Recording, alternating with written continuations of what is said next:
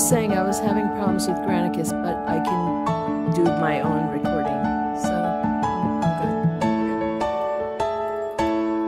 Good morning, everyone. I call the Board of Supervisors to order. May I have a roll call, please? Supervisor Giomi. Here. Supervisor White. Here. Supervisor Jones. Here. Supervisor Sheedy. Here. Mayor Bagwell. Here. A quorum's present. Thank you so much. We're going to move on to agenda item number 3, our invocation. Pastor Henderson is here. How are you this morning? Good. Let us pray. Father, we're grateful for a beautiful morning. But Lord, as you know, the last couple of years, I've tended to focus on difficulties instead of on beauty. Yet this morning I hear from your word. This is the day the Lord has made. We will rejoice and be glad in it. Help us to see this day, Father, reasons for joy. We appreciate the moisture we've had. We appreciate all the caring people who are watching over us and helping us. We appreciate the fact that we see progress and good things happening. May we focus on the good, and may we have the joy that you have in mind for us this day. In a special way, be with these community leaders, Lord. Give them wisdom and knowledge this day in making decisions for the good of our community. We thank you and we praise you. In your precious and holy name, amen. Thank you so much. That was very nice. Thank you. Miss Adams, would you do us the pleasure of leading us in the pledge? Allegiance to the flag of the United States of America and to the republic for which it stands, one nation, under God, indivisible, with liberty and justice for all. Thank you so much. We're on agenda item number 5 now, which is our public comment period. Do I have anyone on the phone? There are no callers on the line at this time. Thank you. Do I have anyone in the audience that would like to give public comment? Okay, seeing none, I just want to make an announcement that we will be taking agenda item number 21A, the jail conditions report, will be immediately after the consent agenda. So again, just so everyone's aware, we will take 21A out of order. We're going to move on to agenda item number 6, which is approval of our minutes from December 2nd. Do I have any corrections or changes? Seeing none, I'll accept a motion. Supervisor White? I move to accept the minutes of December 2nd, 2021. I have a motion and a second for approval of the minutes of December 2nd, 2021. All those in favor, please say aye. Opposed, say no. Motion carried. Thank you. We're now going to move to the consent agenda item. Let's see, I have a disclosure. Stacy, may I have your disclosure, please, for item 10A? Yes, ma'am. Thank you. NRS 281A420 requires me to disclose a conflict of interest and abstain from voting when I have a disqualifying conflict. Agenda item 10A is for the purchase of 2 vehicles from Carson City Toyota Scion dealership. My daughter is employed at that dealership as the manager of the internet department, but she has no involvement in the arrangement of this sale and does not stand to personally benefit or profit from the transaction, which, if approved, would be executed under an existing joiner contract between the state of Nevada and the dealership. I make this disclosure in the interest of full transparency, but because I do not have a private commitment to any person in this matter, and also because my independence of judgment is not affected in any way, I do not have a disqualifying conflict and will be voting. And with that, I move to approve the consent agenda as presented, consisting of items 7A and B, 8A and B, 9A, 10A and B, and 11A. I have a motion for the approval of the consent agenda. Is there a second? Second. I have a motion and a second. All those in favor, please say aye. Any opposed, say no. Motion carried unanimously. Thank you. We're now going to move to agenda item 21A, which is a report on the jail conditions. Thank you.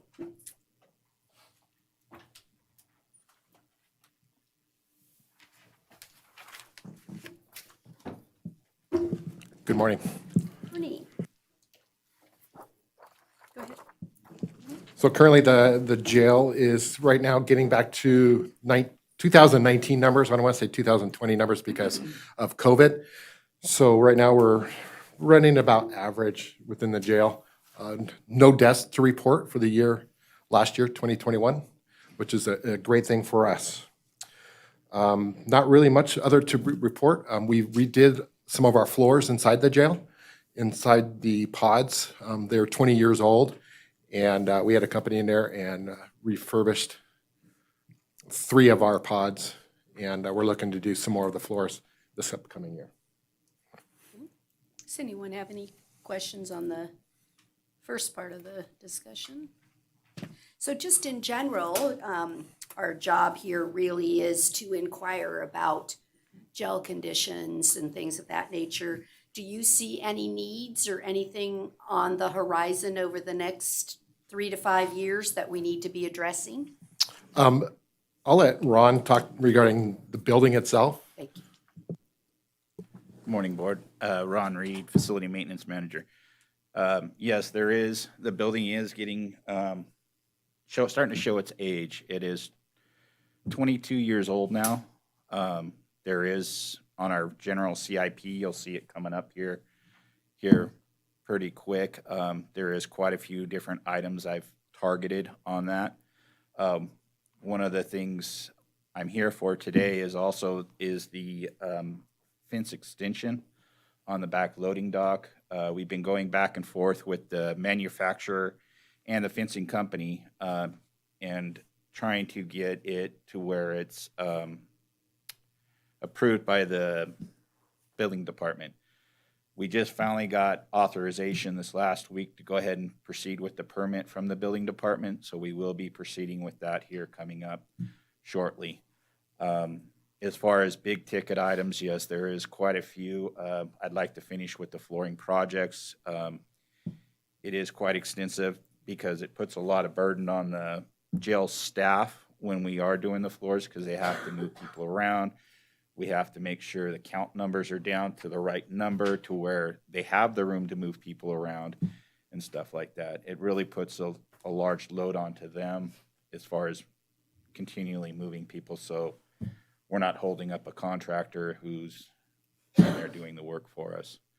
As And far as charging time, right? yeah, charging us time and everything else.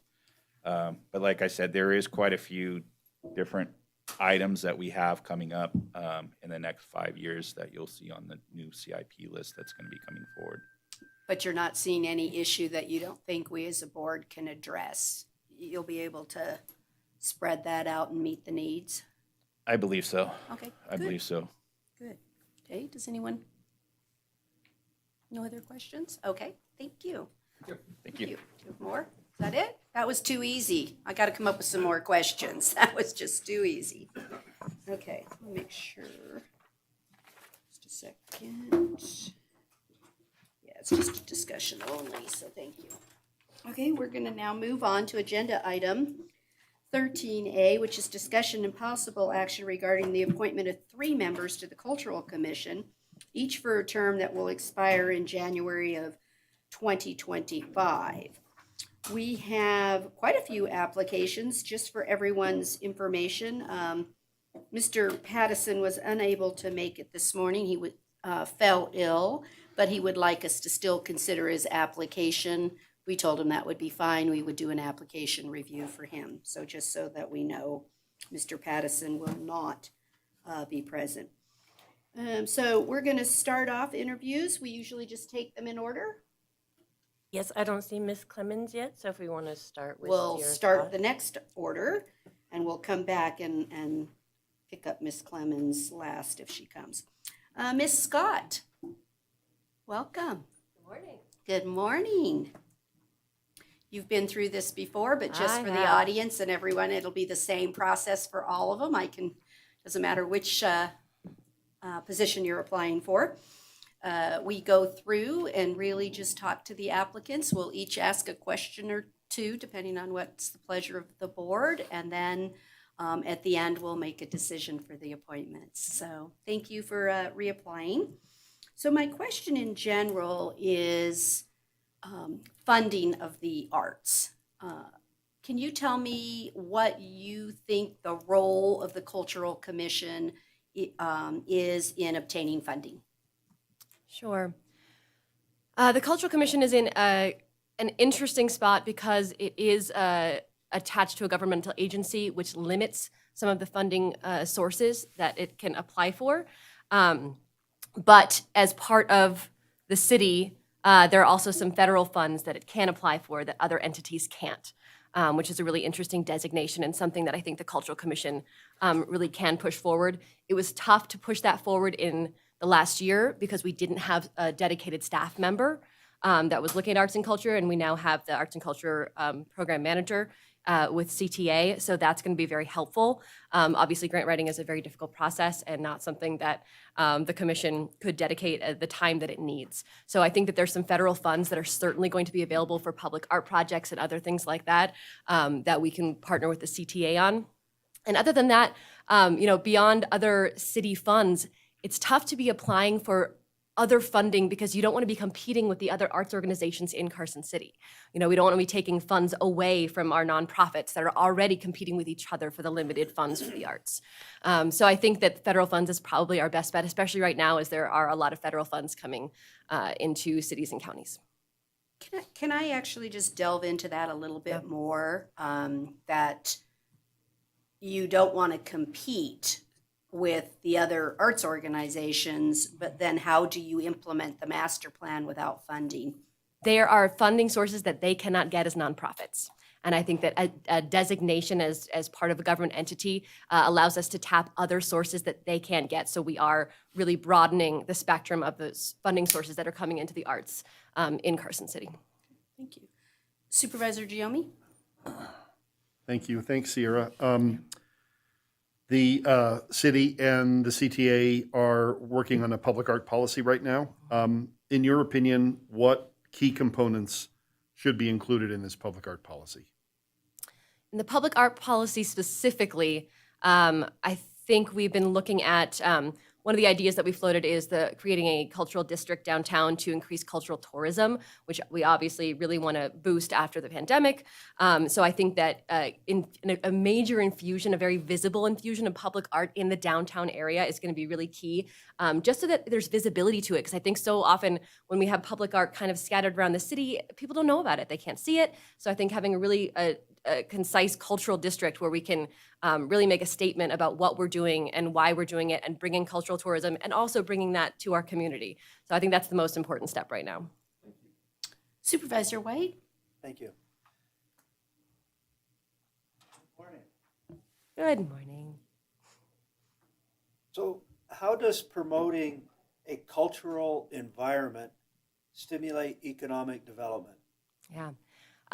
There are a multitude of ways, but the way that I've been focusing on the most recently, and that might be because of our partnership with CTA, but the cultural tourism is such a huge part of bringing folks to your city to spend those dollars in restaurants. I know a lot of our restaurants obviously were struggling in the past year, and bringing folks downtown to see a show. Those folks are going to go out to dinner. They're going to pay for parking if they need to pay for parking. They're going to pay for babysitters. There are so many other components of live events that create funding throughout the city and throughout that economic area, which is, again, going back to the cultural district, why that's so important, because all of those businesses in that area are really going to benefit. The other way that it stimulates the economy is that it brings in artists.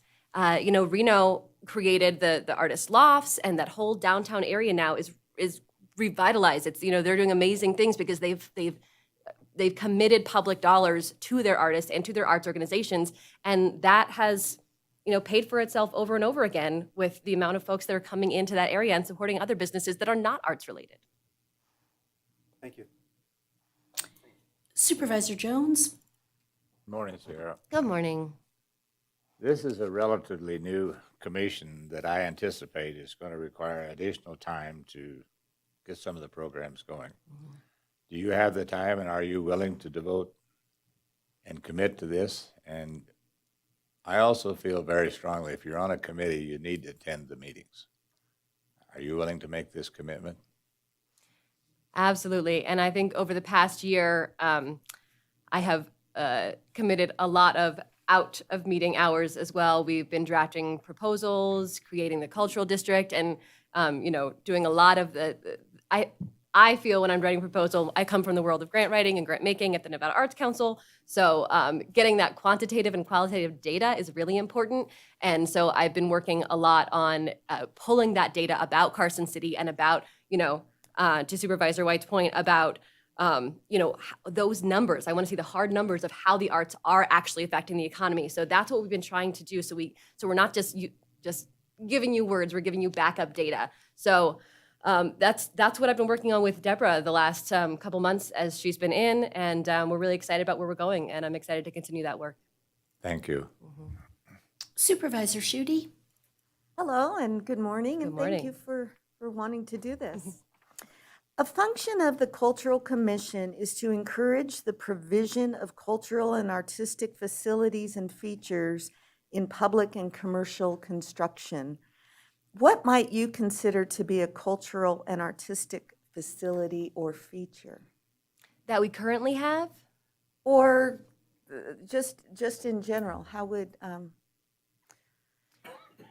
I think that, as far as facilities, I know that the nonprofit arts organizations here are always feeling like we need more of those facilities. We have this fantastic facility. We've got the Brewery Arts Center. On one end, you're looking at places where you can hold events, where you can gather people, and now gather people safely, of course. But as far, we also have some fantastic museums that I think are not highlighted enough. We have the new Stewart Indian School Museum. We've got the Nevada Museum. So we really have a lot of cultural facilities that I think people just don't realize. So, I know that, again, Deborah has been working on some really exciting ways to make sure that local folks and folks out of town know about our existing cultural facilities. And then looking at where those gaps are. What do we need? Is it youth arts facilities? Is it, more facilities for larger events, for smaller events? So I think that's, we're in step one of that process to see what we have now and what we need in the future. thank you. Okay, so then, Sierra, do you just have any general comments about the arts or anything that you'd like to make? No, I think that's it. Thank you. Okay, thank you so much for interviewing. Again, we're now going to move on to the next set, and you're welcome to stay.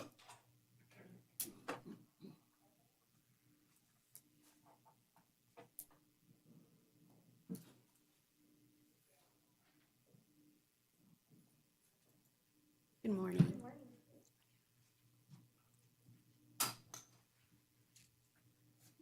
If you'd just go ahead and state your name for the record. Is it okay to take this down? Okay. For the record, Bethany Drysdale. Okay, Bethany, the process here is we're just going to do an interview, and then after we're done interviewing everyone, we'll make the selections for today. Okay. So we each will ask a question that you'll have an opportunity to answer. Okay. So I'm going to start with what you think the role of the Cultural Commission is in obtaining funding to implement the Arts Master Plan. My understanding of the commission is advisory and seeking funding. Watching the last commission meeting, it was interesting, the discussion of where it should go. And if it should be, a nonprofit really running after funding and securing that, or staying in more of an advisory role and looking for those opportunities. I think that's going to be an interesting continuing discussion. There are so many groups of interest in Carson City, which is a really exciting time for Carson City. The CTA, the Cultural Commission, Nevada Arts Council too. And so it'll be interesting to see how everybody works together and how this commission may morph and grow from that. Okay. Supervisor Giomi. Thank you. Thank you for applying, Bethany. Carson City and the Convention and Tourism Authority are working on a public art policy right now. In your opinion, what key components should be included in this public art policy? I think public art needs to be accessible, and there's various types of accessibility that need to be considered. I think all public art should be accessible to all people, visitors and residents. So that would be number one, accessibility. learning. I think our area has so much history.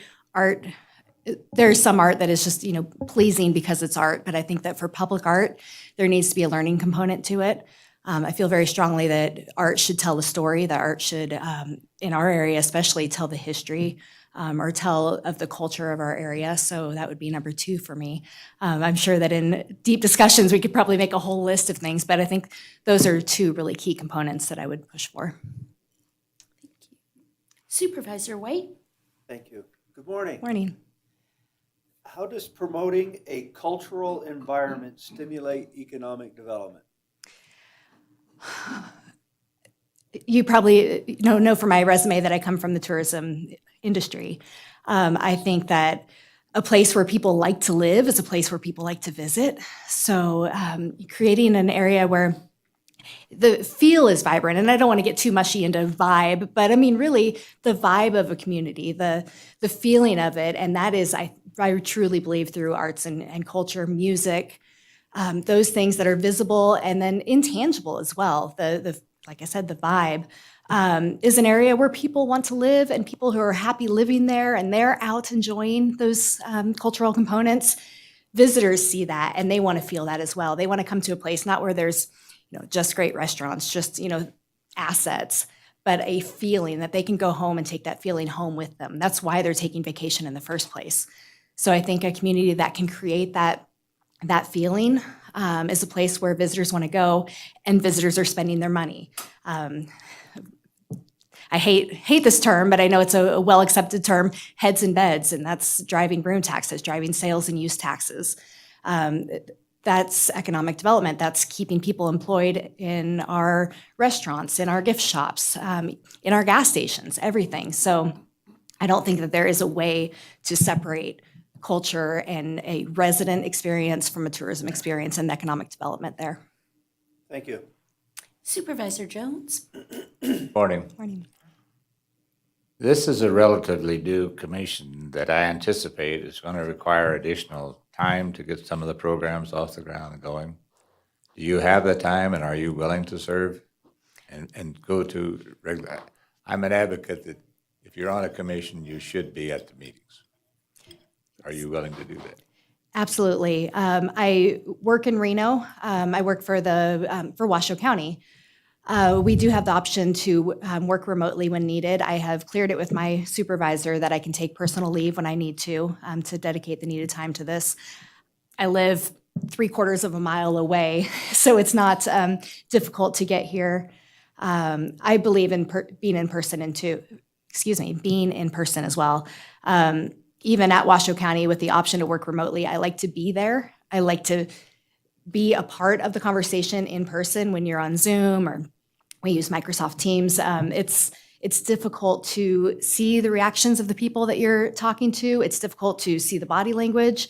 It's difficult to insert a comment when you feel like you're talking remotely. I don't think that that's conducive. So yes, long way of saying I am ready, willing, and able. Supervisor Schutte? Good morning.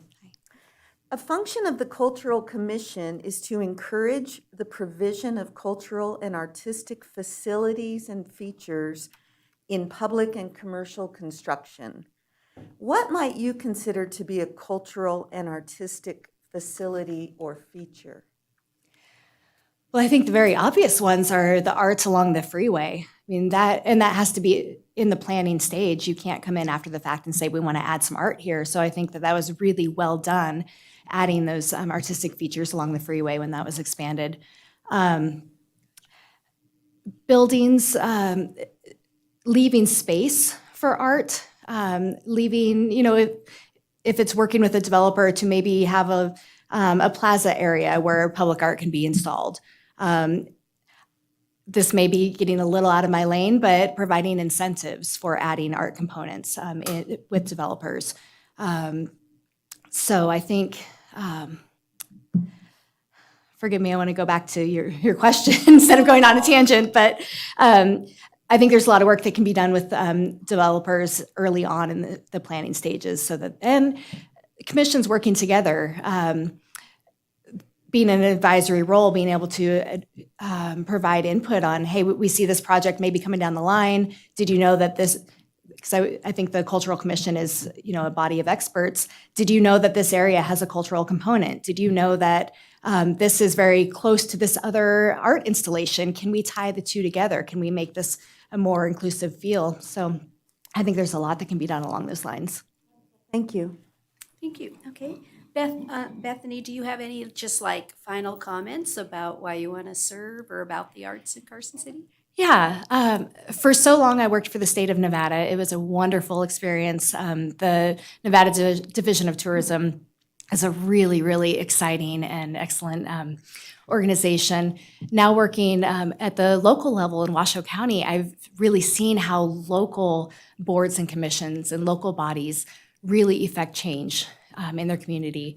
I love Carson City, and this opportunity felt to me like a way to be more involved in my local community. Commuting to and from Reno every day, I feel a little pulled away sometimes, and so being able to be involved in something here. I have daughters, they're 12 and 14, and the idea of creating a space where they're growing up and they'll want to come back to, I hope, maybe stay, would be fantastic. But to be a part of that, and like I said, with my opportunity working with Washoe County, I've really seen how local boards really do impact the local community, and I want to be a part of that. Great. Thank you so much for interviewing today. We really appreciate it. And you're welcome to stay. When we're completed with all the interviews, we'll be making our decision. Okay, thank you. Thank you so much. Thank you. And as a reminder, Mr. Pattison will just review his application for scoring purposes.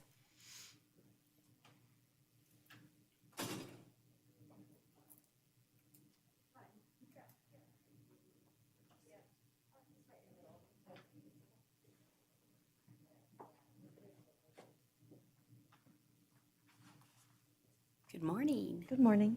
Would you state your name for the record? I am Jacqueline Carlin, and I'm also known as Jackie Pias Carlin. Okay. Thank you so much for applying today for this position. We really appreciate it. We have some really fine candidates today. So what we're going to do is just each of us will ask you a question, and then we'll complete the 1 or 2 interviews that are left after yours, and then we'll be making a decision on who will be appointed. Thank you. So again, thank you so much for applying, and I'll start with the question of what do you believe the role of the Cultural Commission is in fundraising to implement the Arts Master Plan? Would you repeat that question? What you think the role of the Cultural Commission is in fundraising to implement the Master Plan? I see. The role of the Cultural Commission, I read, was that we should be promoting, encouraging, and teaching the culture to the public and to the community at large. In terms of fundraising, I haven't gotten into that just yet because I've been here for now 6 years, and I'm still, getting used to the process, and I certainly want to promote and help with the fundraising. I thought the fundraising was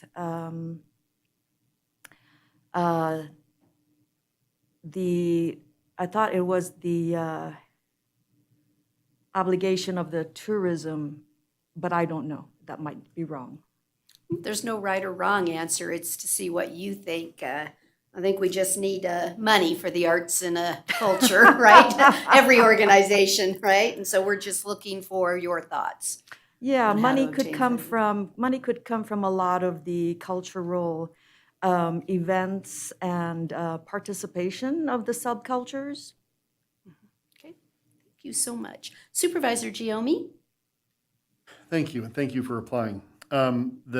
The city, Carson City, and the Convention and Tourism Authority are currently working on a public art policy. And I'd like to know your opinion. What key components should be included in this public art policy? Okay, so could you describe the public art policy to me, please? No, it's being written. So I don't have a description of it because it's in Oh, the it's formative being stages. written. Correct. Oh. It is being written. All right. So what's my position on that? Well, I'd like to know what you think the key components should be in that policy. To respect and to identify the culture of Carson City, all cultures, because there are a lot of subcultures here. That would provide a lot of cultural tourism to the Carson City. Supervisor White? Thank you. Good morning. Good morning. How does promoting a cultural environment stimulate economic development? The public tend to realize that there are more colorful and cultural mix of a community and of the city.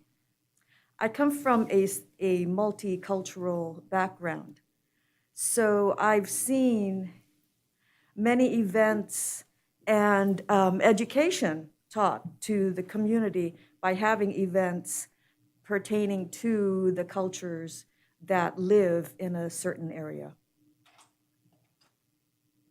Thank you. Supervisor Jones? Good morning. Good morning. This is a relatively new commission that I anticipate is going to require additional time to get some of the programs established and going. Do you have the time, and are you willing to spend the time to do if additional time is required? And also, are you willing to attend scheduled meetings? Yes, as long as it's not a 9 to 5 position.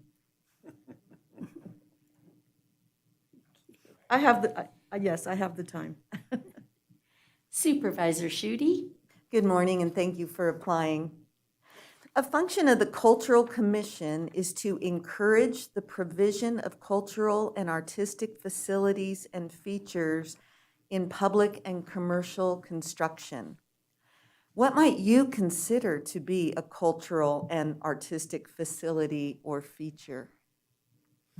Is that in existence now, or? Either one. So what's in existence, or what you consider to really represent a cultural feature or a cultural facility?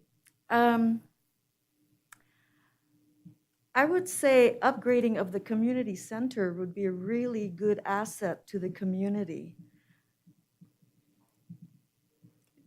I've sat in several concerts, and the seating needs to be upgraded, because when you're sitting after the third row, you can't really see well. The sound system sounded pretty good, but yes, I think an upgraded facility that involves the community and invites the visitors, tourists, to come to see quality events. Okay. Thank you. Thank you. Thank you so much. So then, Ms. Carlin, do you have any general comments about the arts or why you want to serve? I have a history of being on several committees. I don't know if should I repeat them? I don't know if you read my resume. We all read everyone's resumes, yes. So I felt that the experience that I've had in the past will assist me in making sound decisions for the Cultural Commission. Okay. Well, thank you again so very much for applying for the position. We have 1 or 2 candidates left to interview, so you're welcome to stay. You can now listen to the other candidates, and then we'll be making our decision. So thank you again. Thank you.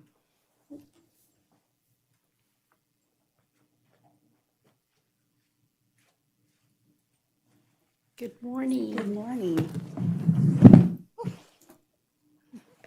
Is here all right? That's perfect. Would you state your name for the record, please? My name is Susan Mowers, for the record. Susan, thank you so much. So what we're going to do is just interview you for the position. We'll each ask you a question, and at the end, you'll get to you can make some final comments. Okay. And then, depending on whether Ms. Clemens arrived or not, then we'll be making our decision. So Excellent. again, thank you so much for applying. We really appreciate that. Yeah. So for me, would you tell me what you think the role of the Cultural Commission is in fundraising to implement the master plan? I think that the role is to really be an advocate as well as advisory and to really educate the community. I think as a kind of a newer resident myself, I've been a resident for about 4 years now, just starting to get involved and seeing how close of a community that Carson City is, which is why I absolutely love it here. But to really help pull in the greater community and when it comes to fundraising, it really is to help educate the importance of a strong cultural base in the city. I think sometimes we forget how much cultural and arts in a city is like the glue that really connects us into connecting as people, and to really connect with one another and to relate to one another on a more emotional and deeper level. Supervisor Giomi? Hi, Susan. Thank Hello. you. The city and the Convention and Tourism Authority are currently working on the development of a public art policy. So in your opinion, what key components should be included in this public art policy? I think that in the public art policy, I think the thing is to make sure it's broad enough to hit all of the components that make up a very strong, robust arts community. Artists themselves, sometimes we can be a little isolated, a little separated and siloed from one another. So sometimes it's easy to just focus on things that are very visual, like murals or very visual art like that. But to remember that there's all sorts of things that need to be included in a master plan like that, including performing arts, literary arts, as well as the visual arts, musical arts, so that everybody can participate. Supervisor White? Thank you. Good morning. Good morning. How does promoting a cultural environment stimulate economic development? That's one of my internal passions. I think that, it's interesting because since I work in tourism, it's easy to forget how having a strong cultural community can be to attracting people who are visitors, to really engaging a community so that it makes it more personal. Having a cultural base, a really strong cultural community, it really gives people kind of a plug into the community and to be able to want to participate, to want to contribute their own creativity, and to want to share with others who have creativity. And that is a really baseline draw for people to want to participate and come to a community. So I think having a strong cultural base like that is really strong for economic development because it just makes the experience of being in a community richer, which makes people want to be here and participate. Thank you so much. Supervisor Jones? Good morning. Good morning. This commission is relatively new, and we anticipate that it's going to require additional time to get some of the programs ongoing. Do you have the time, and are you willing to spend additional time? And are you willing and will you attend all the meetings that are scheduled?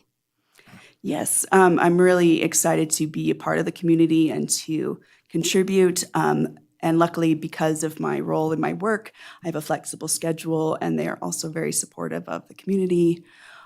So I will be able to have that time, and I'm really excited to dive in and commit. Thank you. Supervisor Schutte? Good morning, and thank you for applying. Thank you. A function of the Cultural Commission is to encourage the provision of cultural and artistic facilities and features in public and commercial construction. What do you consider to be cultural and artistic facilities and features? Yeah, it can range from facilities that are specific to cultural things, like we have the Brewery Arts Center and whatnot. But I also think that one thing that could be really great is to work with the other community and businesses to start infusing cultural aspects in their businesses to help enrich their business experience. It could be, a lot of times people will see, like in a coffee shop, you'll see, local artwork, but it could, and local musicians. It could be hosting and supporting writers groups or group projects that, so that both private and public citizens, they can all work together. And so that it's not just, oh, we have an arts facility here, and that's the only place you can see art. That it's all over the community. Okay, do you have any just final comments about why you want to be on the commission and or just in general about art in the community? Yeah, I think one of the things that I'm excited about when I was told about the opening was just to be able to, I already see that Carson City has such a great foundation for a cultural arts, very vibrant community. And I just am really excited to help that grow and to provide my insight. I'm definitely an arts and culture kind of person. I mean, all of those things have really helped shape my life, from music to art to dance to everything. And so I'm excited to just push that forward and help the community grow. Well, thank you again so much for interviewing. Yeah, thank you so Really much. appreciate it. Okay, Ms. Clemens has not arrived, so we will consider her application in our review process. So we're now at the tough part. We had some really great candidates today. We have 3 positions to fill. So Supervisor Giomi, do you want to give it a shot first? No, I don't, but I do want to ask a question, if Okay. I may. Was Ms. Clemens, because we typically have not been interviewing incumbents, and so, We informed her that she needed to come for Okay. interview. thank you, and we didn't hear why she wasn't coming? No. Okay, thank you. That was just a question I had. Thank Nope, you. that's perfect. Oh, I thought I was, you're not going to go first? Okay. Would let Stan go first. There you go, Stan. His board. Okay. Well, I thought we had some really great candidates today, and I compliment you all for your presentations and for being willing to apply. And I kind of echo what Stacy said. We don't know what the policy is because we're in the middle of it. We don't have a master plan yet. I'm looking, and being on the committee, I think I want people that are involved in tourism and the arts and culture. And my recommendations would be Scott and Drysdale. So you like Sierra Scott Yes, and 2 more? Drysdale and Mowers. And I'll just say for the record, I concur with that. I liked Miss Scott, I think brings us continuity. She's been on the commission and I think she's been a driving force. She's done the work outside of the commission. So I really appreciate that she's recognized it's not just the couple of hours of coming to the meeting, it's really helping to shape the entire policy and the homework that's necessary to work in that arena. So I liked Miss Scott. I really liked Miss Drysdale and Miss Mowers. I think they bring something fresh to the process that maybe, again, you can have a linkage with tourism and arts, because that's really, I believe, the focus of what we're trying to achieve is that the community can enjoy all the arts, but it's also a synergy for the businesses, an opportunity for our visitors. So I think that's might be a really good mix to have on our commission. So I concur with Miss Scott, Miss Mowers, and Miss Drysdale. Does anybody else want to? I'll go. You like that too? That was just okay? Or That Maurice was, is up? I really appreciate the way Miss Drysdale and Miss Mowers recognize there's more to this town than just downtown. I think that was critical in my decision here.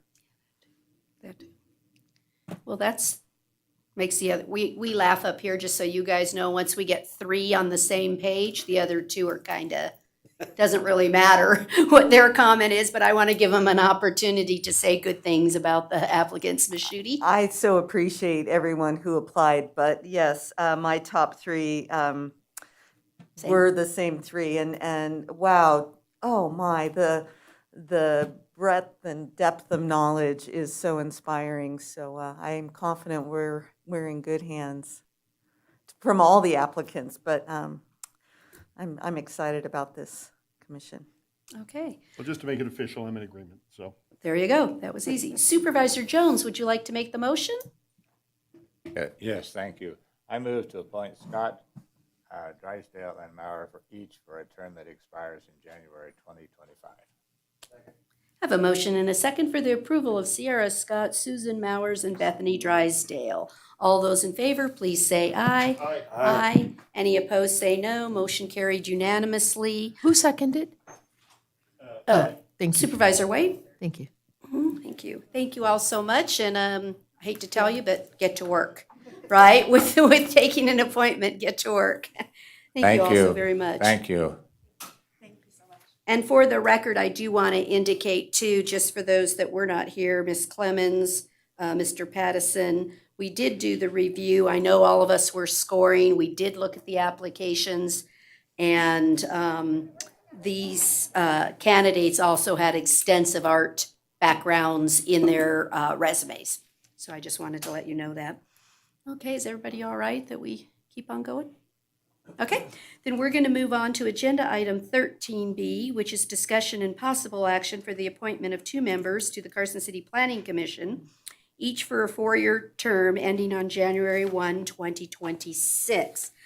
I would like the commission to consider splitting this motion, please. The first one is actually my recommendation of appointment, which is for Mr. Borders. He is not here for interview for the reason that it is my recommended appointment for my seat on that. So Supervisor Giomi? I move to approve Charles Borders as the mayor's nominee to the Planning Commission for a term ending January 1, 2026. Second.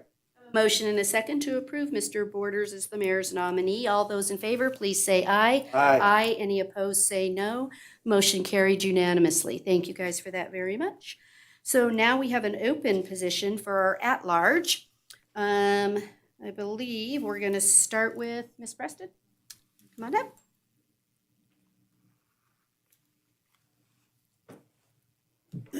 You state your name for the record. She's been through this. She knows what to do. Thank you.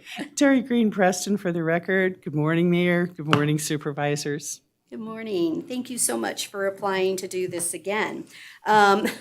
So talk to me about what processes you use to make a decision on whether or not to approve a special use permit.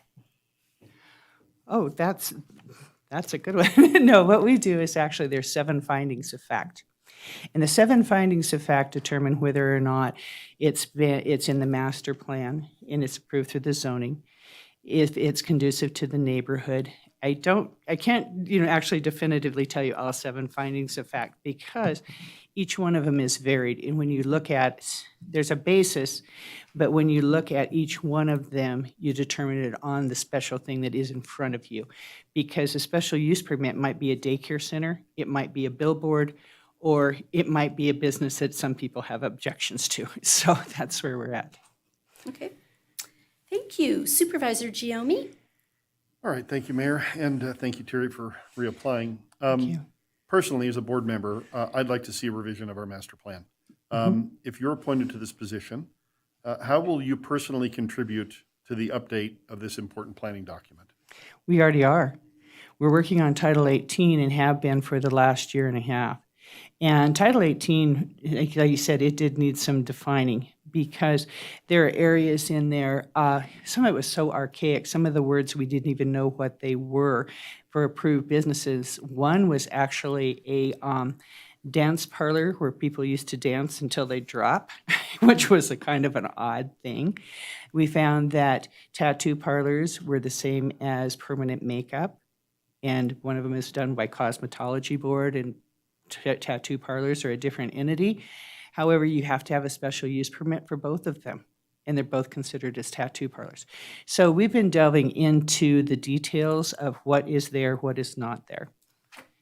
And I think the other thing is, though, too, is we're also keeping an eye on the zoning, because one of the things I think that's really important is that when Carson City consolidated, they actually, Carson City is huge, and a lot of people don't realize it. It goes all the way into Lake Tahoe, it goes up into Spooner, and is pretty encompassing, but it is surrounded by open space where we've been lucky enough to use our Q18 money and purchase development rights. And by purchasing those development rights, it's constricted the area that we actually can improve with residential, commercial development. So we are stuck on where we can actually do things. You're welcome. Supervisor White? Thank you. Good morning. Good morning. How far into the future should the master plan set goals, and how fluid should those goals be? I think the master plan should be a document that should be revisited continually, because there are different changes that are going on. I think that it should be addressed as a document on the whole. It should be able to have some flexibility, and that's one of the things that we're trying to achieve, is to address what we can, but give it some fluidity. I apologize, I need the second part of that question back. I think you answered it. It was how fluid should it be, and how far into the future should it set goals? Well, I think one of the things, though, too, is that our goals in Carson City are predicated on water. And where we have, we need to look at that as our main resource. And as we look at as the resource of the water, it does have to be fluid. Do we want to bring in businesses? Do we want to bring in houses? I think the statistic that I keep in my mind is 15,000 gallons of water per day is the same as the use of 153 households. So these are some of the things that water is a determining factor. Thank you. Supervisor Jones? Good morning, Terry. Good morning, Stan. First of all, I want to compliment you. This was probably one of the best applications I've ever seen. Thank you. And I mean that. It's very thorough, very detailed, and I congratulate you for that. In the applications, I reviewed all of them, and I just picked one comment. It says, what do you think is the worst and best Carson City? Mm-hmm. Would you elaborate on what your comments were on what you thought the worst? Do you want me to remind you what you said? Yes, please. You said, we have a beautiful new downtown, yet entrance corridors from the new facility are not welcoming. The vacant lots, obsolete and derelict structures need attention, especially in those in our northeast and south corridors. Mm-hmm. I do believe that. I do believe that wholly. We now have the I-580 corridor that comes into Carson City, and the first entrance says business. And so if they take that first exit into Carson City and they come down the hill and they see our new medical facility, which is the campus is just wonderful, and the hotels and so forth that are at that north end of town, and then drive down to our historic district, there's a lot of derelict things in the middle of this that I think that definitely need to have some attention. I see it as our corridor. I really like what has happened with the south entrance into Carson. However, I don't think that many people use the south entrance into Carson as they actually use the north entrance into Carson, and also the east corridor entrance. So, thank you. Welcome. Supervisor Schutte? Good morning, and Good thank morning. you for reapplying. We appreciate it. What are 2 to 3 skills that you bring to the table in your role as a planning commissioner? I think that one of it actually has to do with environment, in meaning that I was raised here in Carson City from the time I was a little kid. And as a member at large, I have an advantage in that I've lived in every sector of Carson City. When my family first came here, we actually had come from New Mexico. And when I was about 2, and we lived in, we didn't call them mobile homes at that point, they were trailers. And they were out at Clear Creek. And then I've also lived in, my dad was a developer. And so I lived in, I thought originally 54 homes in Carson City. When I came back to Carson City, I drove down Bass Street and realized I lived in 56 homes in Carson City by the time I was 18 years old. And the reason, so I bring this knowledge in here. I know where the infrastructure is. My family were contractors. I know where the infrastructure is. I know where the infrastructure isn't. I know what the roads were supposed to be from the beginning. And so there's certain expectations. Because I was here during the time of the consolidation and also the time in the 70s when the city administrators decided to actually court people to come into our industrial area and give them land for, lower costs to bring business in. I have that knowledge. I have the knowledge that Carson City, although it's big, can only be used for, so much of it is actually usable. Coupled with my construction, development, and real estate background, I think that's huge.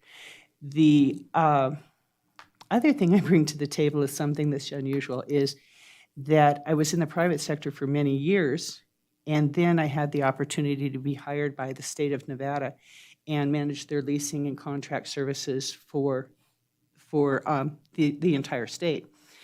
What that did is that gave me additional information as far as where our water comes from, how we deal with Marlette, how we deal with Hayborn, how we deal with a whole bunch of other different issues.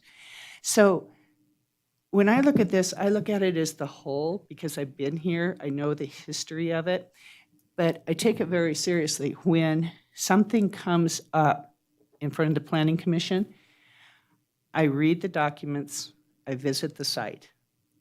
I have questions and I don't know what the answers to those questions are until we actually get our supplemental material. I already have ideas of the things that I have as a concern. So that's what I think I bring to this table. Thank you. You're welcome. Well, Terry, thank you again so much for thank you. reapplying for the position and stuff. We're going to interview 2, 3, 4, 5, 6 more people or so. Okay. But you're welcome to stay because at the end we'll make the decision, but you don't have to stay. It's Okay, well, totally your thank you so choice. much. Thank you again. Thank you.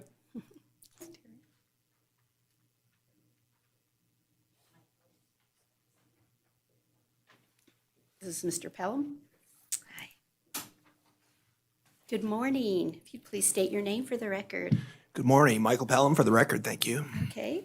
Mr. Pelham, what we're going to do is each of us will ask you a question, and then at the end of the interview, and then all interviews, we will make the decision. So after yours is completed, you're welcome to stay and listen to the others if you'd like. All right, Not thank you. required, though. So my first question for you is, how do you make decisions when it's time to approve a special use permit? When it's time to make a decision for a special use permit, I would check to see if all the procedures had been followed, all of the deadlines were made, just make sure that all the requirements are there and not look at, the purpose of any special event or special permit. Thank you. Supervisor Giomi. Thank you, and thank you for applying. Personally, as an individual board member, I'd like to see a revision to our master plan. If you're appointed to this position, how will you personally contribute to the update of this important planning document? Well, I'm always looking for better ways to do things and efficiencies that can be made. I'm kind of a product of that generation where, it's not necessarily questioning of authority. It's more of questioning of, is there a better way to do things? Is there a better way to, approve subdivisions or to look at, the benefits and the, potential downfalls of a, subdivision in a certain place. But as far as changing the master plan, I'm open to it, but I would also have to see, the costs and the benefits of doing, such changes. Supervisor White? Thank you. Good morning. Good morning. How far into the future should the master plan set goals, and how fluid should those goals be? Well, I think the goal should be set, both in the short term and in the long term. I think setting goals for 30 years and for 50 years is not something that should be out of the question. We're a community that's been growing, and I want to be able to make sure that Carson City has sustainable growth, and that we can have all the services in place without growing too fast or anything like that. Does that answer your question? Pretty much. Thank you. Supervisor Jones? Good morning. Good morning. In your application, under the category of best and worst, you mentioned that you thought the failure to develop an overpass on Highway 50 and 395 was probably the worst decision. Do you want to elaborate on that a little bit? Well, worst decision is probably, a bit of a misnomer. I think that, an overpass there could have alleviated some of the traffic that goes in and out. We've seen a number of accidents in the area, a lot of traffic back up in that area. It's my understanding that, the funding just wasn't there for such a project. That's understandable. I completely understand that. But I just think that area could have, traffic could flow easily, more easy and safer in that area with an overpass. Supervisor Schutte? Thank you. Thank you so much for applying. What are 2 to 3 skills you bring to the table that will help you in the role of planning commissioner? Well, one skill, I'm a little bit of an expert on Nevada state taxes. I was the distributions and statistics expert at the Department of Taxation for several years. So I'm an expert in property taxes and state taxes. I parlayed that experience to a lobbying job at the Nevada Taxpayers Association, where I was a director of government affairs. So I have experience in the legislative arena as well.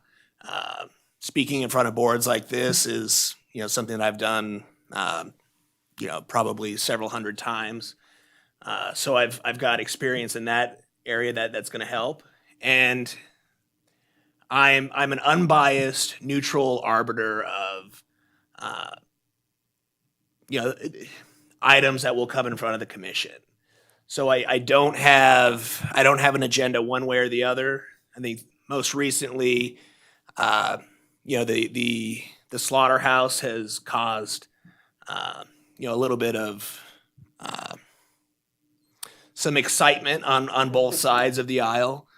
Now, I don't have an opinion one way or the other about a slaughterhouse in town. I see the benefits and potential social costs of that. But I would have to, on an issue like that, I would have to go, down the list and make sure that everything has been, applied for in the correct way, that local citizens have been notified of a potential project like that, and just keep any kind of bias out of that arena. Thank you. Okay. Well, thank you again so much for applying. we will continue this interview process. Again, you're welcome to stay, but you're not required to stay. Thank you, Mayor Bagwell. Thank you. Thank you. All right.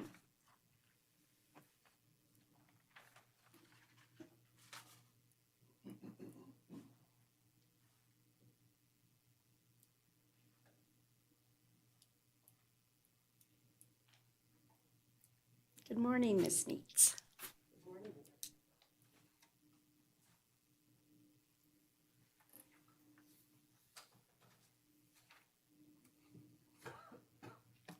You state your name for the record, please. My name is Maxine Neitz. Okay. I won't really explain the process because you know what we do up here. We each will ask you a question. You can make any final comment if you'd like, and then we'll continue the interviews and select the candidate. So I'll start with the first question is, how do you make decisions when approving special use permits? I try to look at the facts and see what is actually being requested and how that would actually impact the ground, the neighborhood, the area, to see what is actually going to be built on that, for that special use permit, why the ordinary Title 18 requirements would not work, and look at the facts and see, weigh them out and see which side is the most, weighs the most, let's say. Okay. Supervisor Giomi. Thank you. Hi, Maxine. Good Hi, morning. Stacy. As an individual board member, I personally would like to see an update to our master plan. If you're appointed to the position, how will you personally contribute to the update of this important planning document? Well, I've reviewed the master plan and also the CCMC, and I would like to see some changes. I think a lot of developers sort of parrot out what they think the staff wants to hear about, you know, how their development will meet with master plan and fit into the master plan. I think, for one thing, I'm a big advocate of getting rid of Title 17, 1710. I think it's destroying Carson City, and I'd like to see it either severely amended or deleted, and any parts of the master plan that allow that sort of development to also be amended. Okay, thank you. Supervisor White. Thank you. Good morning. Good morning. How far into the future should the master plan set goals, and how fluid should those goals be? Well, I think in the 5 to 10 year range. I mean, things are moving quite rapidly on planet Earth right now. So I think we need to be at least 5 years and maybe a maximum of 10 on looking at a master plan and revisions to it.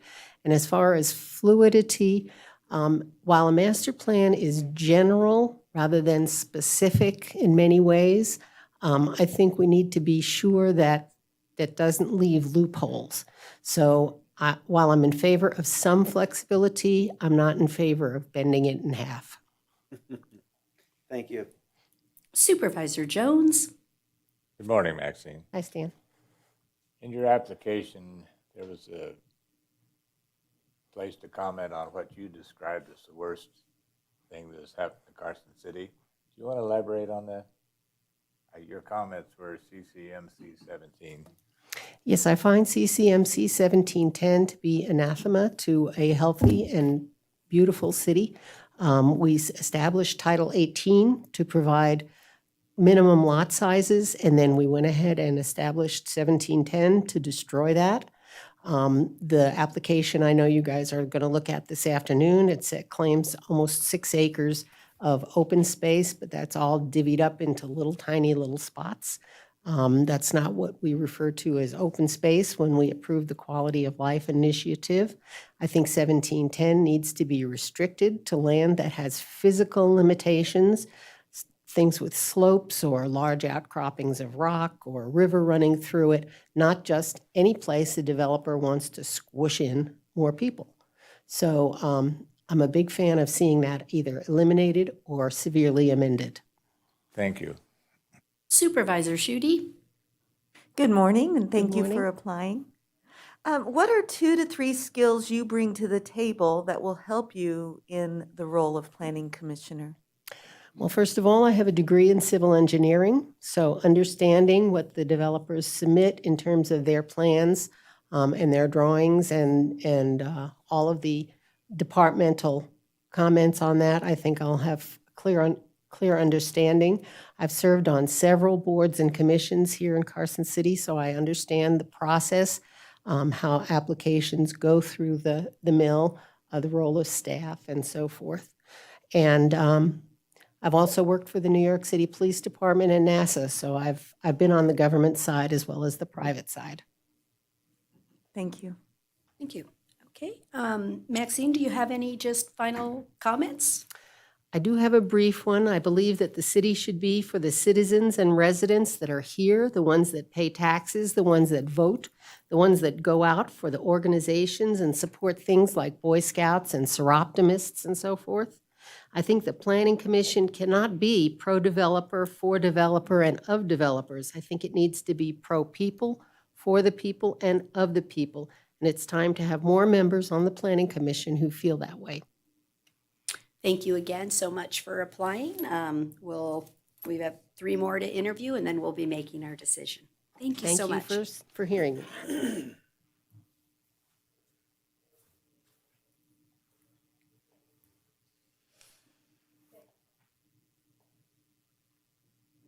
Hi, Macy. Come on up.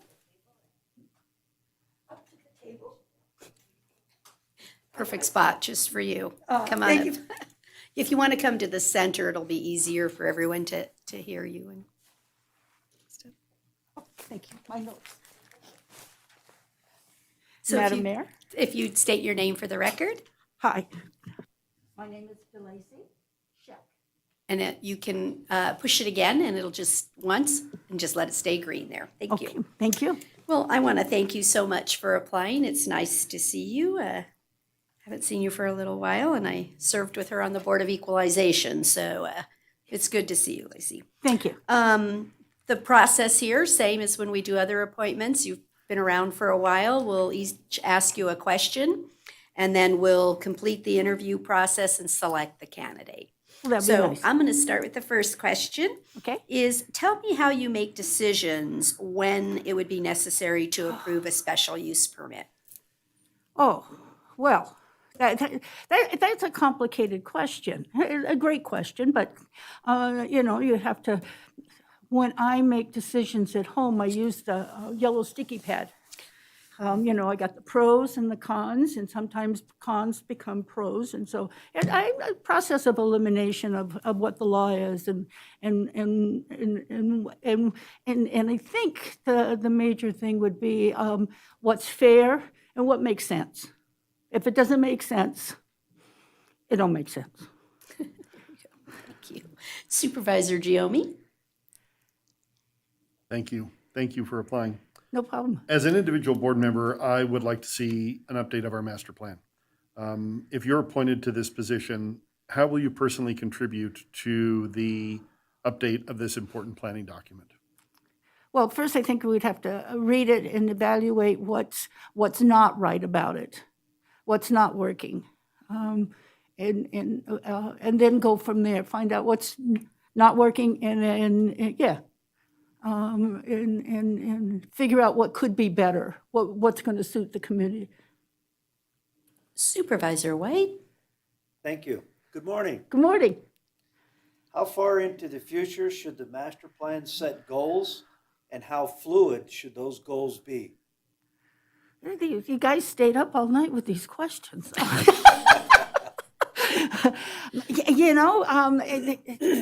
I think fluid would be the first term. That it's got to move. It's a living document that rolls with what's going on with the community and into perpetuity. It's got to go. But we got to be flexible enough on the master plan to change it if it needs to be. It's not going to be something that changes every year. But it's as the community grows, as people move in, people move out, things go. Thank you. You're welcome. Thank you. Supervisor Jones? Good morning. Good morning. In your application, there was a portion that said, what do you regard as the worst and the best of Carson City? And under your comments for the worst, you said the roundabout downtown is spooky. Do you want to elaborate? Well, I live Is down that, on, is that the worst thing that you see in Carson City? you know, yeah. I live down on Fifth Street, so past the middle school. So I'm through the Fifth Street roundabout 6 times a day, coming and going. I got that down pat. But the lines on the roundabout downtown are crazy, and people don't know how to drive it. And I've got to drive it more and get used to it. But it's not my first choice of if I have to go to that neck of the woods, I'll figure out another way to go around it. All right, thank you. You bet. Supervisor Schutte? Good morning, and thank you for applying. No problem. What are 2 to 3 skills you bring to the table that will help you in the role of planning commissioner? Oh, well, I think number one is I've been on enough committees with the city to know what confidentiality means and not to break the open, the meeting laws and not to hold court out in the hallway. Second is consistency, because I attended all the meetings and I realized how important it is to not dodge the bullet at the 11th hour because the weather's bad and then not have a quorum. And that's like bad behavior. And third, I think the love of Carson City. It's a nice place to live. You know, I selling real estate for 40 years and back in the early 90s, started working with on the Carson River. No, storm drain was the first one, 8 years, and then moving on to. Well, thank you. You're welcome. So, Lacey, do you any final comment about why you want to be on the commission, or just whatever? you Just like to whatever. comment on? Yeah. No, it's a nice group of people. It's a nice position, and it's a nice evolution of I've got enough time. Not enough time on my hands. You never have enough time. But, with this stupid COVID, my husband and I have been locked down, and it's nice to get out and be with people and of like-minded people and having a good time. Okay. Well, thank you again so much for applying. We really appreciate it. Not a problem. My pleasure. Okay, we have 2 more to go. Thanks, guys. Thanks, Lacey.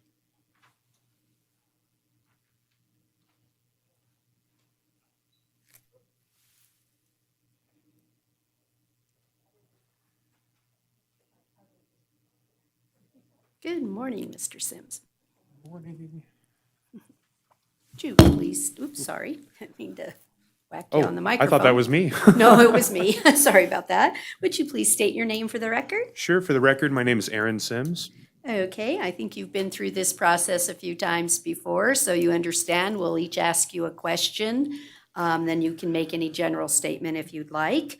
And then we'll interview the final candidate and make a decision today. So I want to start off with thanking you so very much for applying for this position.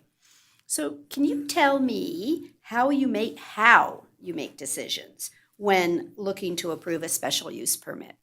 Well, first of all, thank you, Madam Mayor, and thank you to the members of the Board of Supervisors for giving me the opportunity to apply for this position. I would make my decision on that based on how I make my decisions with anything else. I believe in collaboration. I believe in, talking with people and agreeing with people and working with a team. That paired with, I'm a strong believer in following the master plan. So each of those considerations are part of my decision-making process. Thank you. Supervisor Giomi? Thank you. Thank you, Aaron. As an individual board member, I'd like to see an update to our master plan. If you're appointed to this position, how will you personally contribute to the update of this important document? I personally strongly agree with that. I think our master plan does need to be updated.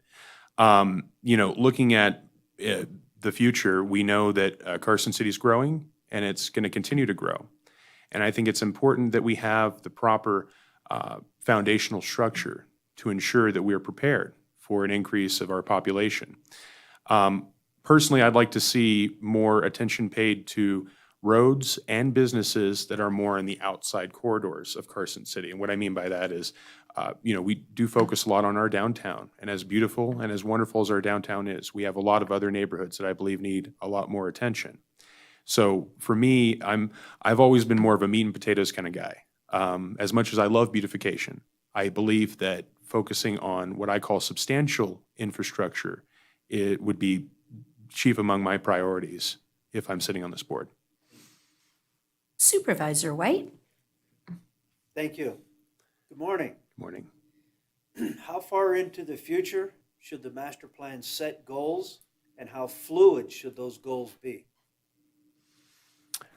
I personally believe that a master plan probably shouldn't look past 15 to 20 years. I think that that's roughly around 15 years is probably the best, median for looking at a master plan. And I do believe that a master plan should be flexible. Now, it's important to come up with a balance on the flexibility because we do need to have, a master plan is a blueprint for the community. And so we do need to have some adherence to that blueprint and actually, following with it. But we also know that things change, circumstances change, new things pop up, new opportunities even pop up. So it's important to ensure that we are flexible and that, a commission today, whatever decision they make, might have to be altered in 10 to 20 years by a commission of the future based on, whatever the situation is at that time. So I think if we can find a good median between, folks who support just staying with the master plan, and then of course, folks would like to change it a lot. If we find a happy median between the two, one that makes sense and that uses common sense, I think we're golden. And that's what I would support. Thank you. Supervisor Jones? Good morning. Good morning. In your application, there was one portion that said, describe what you thought was the worst land development in Carson. You said you saw some disparity in zoning practices, particularly when it comes to areas that seem to be more heavily industrial. And in recent years, added residential throughout these areas. You want to expand on that a little bit? I am a firm believer that we have, specific zoning laws for a reason. And although I know that our government follows those zoning practices as closely as they can, to the public and to myself, it seems as though over the years we've kind of danced on the border, so to speak, of putting, certain commercial and even, bigger industry developments near neighborhoods that I just don't believe they should be. There's a difference between having a residential zoning area and then a commercial zoning area. And I think that it's important to keep those divided, and it's important to, have specific areas for those. Not just because it's cleaner and looks better to have a well-planned and well-thought-out city, but also because we have to realize that sometimes when we are establishing commercial or heavier industries near these neighborhoods, it could put people's lives at risk, at least when it comes to their health or even their enjoyment, which is important, of living in our community. We also have to take into consideration things such as the value of homes and those decreasing. So I think I think it's important that we focus on ensuring that we know where our commercial properties are going and keeping that separate from our residential areas. Thank you. Supervisor Schutte? Hi, Aaron. Hey, Lisa. And thank you for applying. Of course. So what are 2 to 3 skills you bring to the table that will help in the role of planning commissioner? Sure. Leadership, I think that's a very important one. I've had the privilege and opportunity of sitting on a variety of different types of boards throughout the years. And along with leadership comes, again, the ability, I kind of touched up on this a little bit earlier, but the ability to work with others. leading by example is very important. So I believe that's one quality that I would bring to this board. Another one would be the ability to have foresight, looking into the future, such as Supervisor White brought up, where I would like to see Carson City in the future. And then I think just collaboration, which again, I would separate that from leadership as, it's important to work with a board. When you go into making a decision, having a conversation and bringing up your opinions or even having opposition to whatever might be on the table, that's important. But as long as you always come to a conclusion where the members are in agreement together, that's very important because it shows a certain set of unity for the community. And so I think those three qualities are going to be what I bring to the board. So do you just have any final comment or anything you'd like to?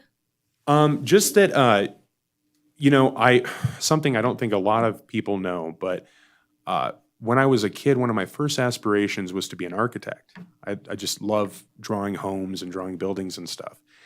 And as I got older, I realized that I also had a strong interest in public service.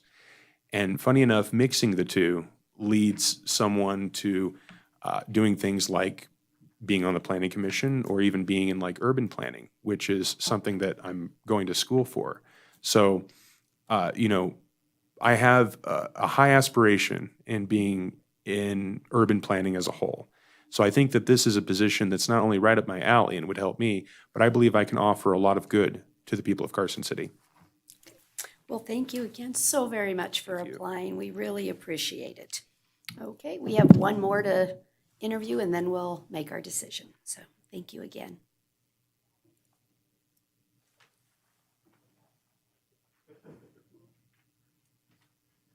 Good morning. Morning. Please state your name for the record. Todd Jennings. Okay, you've been through these processes or seen enough of them before, so we're going to each ask you a question, and then you can make any final closing statement or whatever you'd like.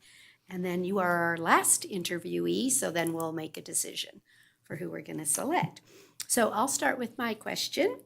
How do you make decisions when you're going to approve a special use permit? I think the decision has to be made looking at all of the aspects of the permit, looking at the reasoning behind it, digging into what the intent is. I think that it has to be examined through an objective lens, not just on face value. Okay, thank you. Supervisor Giomi? Thank you. Thank you for applying, Todd. Yes, sir. As an individual board member, I'd like to see an update to our master plan. If you were appointed to this position, how will you personally contribute to the update of this important planning document? I think being part of a team and contributing ideas, a fresh perspective, because I think right now I think we do need to readdress the master plan. And I do think we need a fresh set of eyes to look at things through a lens that looks to the future to grow and to address the needs of the community as it is, not necessarily what we want it to be down the road. There's talk, of moving this valley up to another 15,000 people. Well, what about the people that are here now? We need to make sure that the people that are here now are being taken care of as well. And I think that master plan, to update that, I think we need to look at it with a good set of eyes and addressing what's here now too. Yes, sir. Supervisor White? Thank you. Good morning. Hey, Maury. How far into the future should the master plan set goals, and how fluid should those goals be? That's a tough one. It really is. And I want to address the fluidity part first, because I don't think anything can be written in stone. I think when we write things in stone, then we paint ourselves into a corner. And I think we can find ourselves having to backtrack and And then, of course, that creates a situation where people are questioning, well, why do we have a plan if we're not going to adhere to the plan? The timeline on how far into the future, that's a really tough one. I would say no more than 10 years. Because again, dynamics change. 3 years ago, did we see where we would be today? With our having to redesign everything, having to mask, all these different things. So, things change. So I don't think that having a plan farther out than 10 or 15 years is a real good idea. But again, the fluidity has to be built into the plan that we can change things as we need to, as situations change. Our water situation is a huge issue. Douglas County, if you look at Douglas County, they're building, we get water from Douglas County. If they stop selling to us, what are we going to do? Oh, we're going to have to build a treatment facility. On the back of who? Everybody here. So I think we need to be fluid in our planning. And I think we need to maybe not lock things in too tightly, but there has to be built-in wiggle room, if you will. Okay. Thank you. Sir. Supervisor Jones? Good morning, Todd. Morning, Stan. In your application, there is a portion in which you were asked to describe your worst and best developments in Carson City. You mentioned the development behind Lone Mountain that's wetlands. Do you want to expand on that a little bit? You also mentioned you thought the city should have bought the Vintage project. The wetland behind Lone Mountain, when I was a kid growing up, that was a wetland. We'd go out there and ride motorcycles, cars, do all these kind of things. But it was a wetland. It will always be a wetland. I don't care what the Corps of Engineers comes in and does. It will always be a wetland. The water will always pool there. My sister has gone through 3 sump pumps in less than 20 years. Because that's a wetland. Did we really need to build on a wetland? Yeah, I think sometimes in our desire to grow, we don't do the right things. And I think that was one of them that we really fell down on. And if you look at the traffic in that area, just the design, if you look at, I think it's Northridge, they've put that retaining wall up because people got tired of cars going through their fences.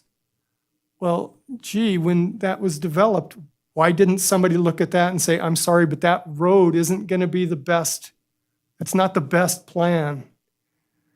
And then what was the other part? I'm sorry, Stan. You said you thought the city should have purchased the Anderson. The Anderson Ranch. And that's been a big kind of area, if you will, that people are, the Andersons had the right to sell. Yes, they did. That's not up for dispute. What originally was developed in that Vintage project was frightening. It was frightening. I look at how narrow the streets were going to be and how, one way in, one way out. To get into that property on off of Winnie Lane or off of Ormsby Boulevard. I'm sorry, but we're going to increase the traffic flow how much? I don't think that was such a good move for the city to not aggressively pursue obtaining that and maintaining it as open space. I'm going to tell you straight up, my heart breaks. The first time I see them turning dirt in those pastures, I don't know that I want to live here anymore. And I grew up here. I came back here. I left for 21 years and came back because this is home. And I always wanted to be home. But it's quickly becoming not because we're so quick to say, oh yeah, come on in, let's build, build, build. At the expense of what? Taking away people's homes. Thank you. Thank you. Supervisor Schutte? Hi, Todd. Good morning. Good morning, Lisa. What are 2 to 3 skills you bring to the table that will help you in the role of planning commissioner? I'd like to think I can bring some team building. That was something that when I was in the Air Force that was recognized in numerous awards and performance evaluations that I could bring people together with some team building. I'd like to believe that I am open-minded. I would, I'd look at both sides, look at all aspects. And then I think it's important that I would be able to bring out the best in what people would bring to the table. I'd like to think I listen to people, take into consideration what they have to say. I think that's about it, Lisa. Thank you. So thank you again so much for applying, and you can make any final comment if you'd like. Why you want to do this? I have a question. And somebody once said to me that the Planning Commission cannot disapprove a project unless there is legal basis for it. And I don't know if that's true or not. Well, the purpose of the Planning Commission is to determine whether or not it meets certain criteria and conditions. If you don't feel it meets a condition or requirement, you certainly can turn it down. Okay. So you should have a basis, though, for that decision. It shouldn't be, I just don't like it. You know, you need to be able to articulate, or should articulate, a reason. And that stops the ability for people to sue us and take us to court and say it was arbitrary. I guess that's what the point is for you to be able to articulate your decision. Okay, thank you. Hope that helps. Okay, thank you again so very much.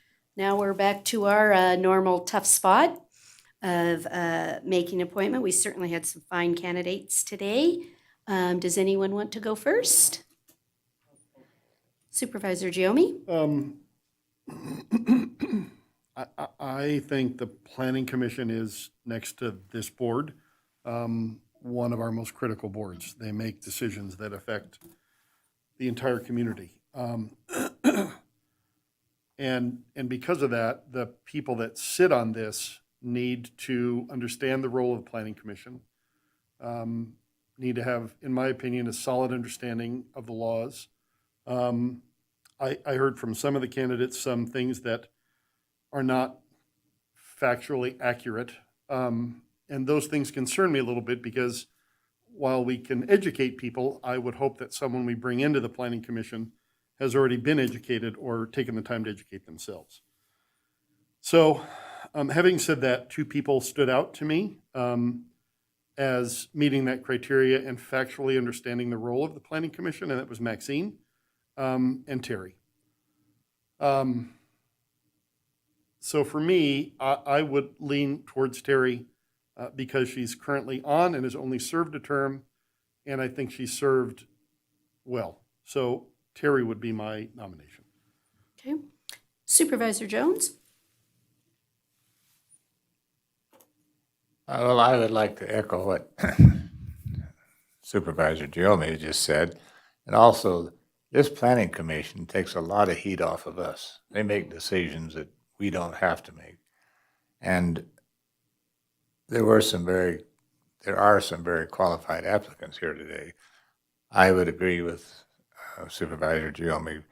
My vote would be for applicant Preston. Okay. Do I have Ms. Schutte or Mr. White want to? I'll go. Supervisor White? So the applicant that came to the top of my list would be Terry Preston. A couple of the applicants did really demonstrate they understand what the Planning Commission does and how they're supposed to do it. But with the experience that Terry brings moving us forward to the master plan revision is the single most important thing in my mind. Correct. I concur. Okay. I think that's a unanimous decision. I do want to say that I really appreciate all of the applicants. What?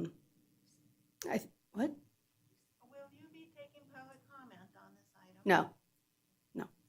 The public comment was at the beginning of the meeting for anyone that wanted to make statements, and this is really an interview process.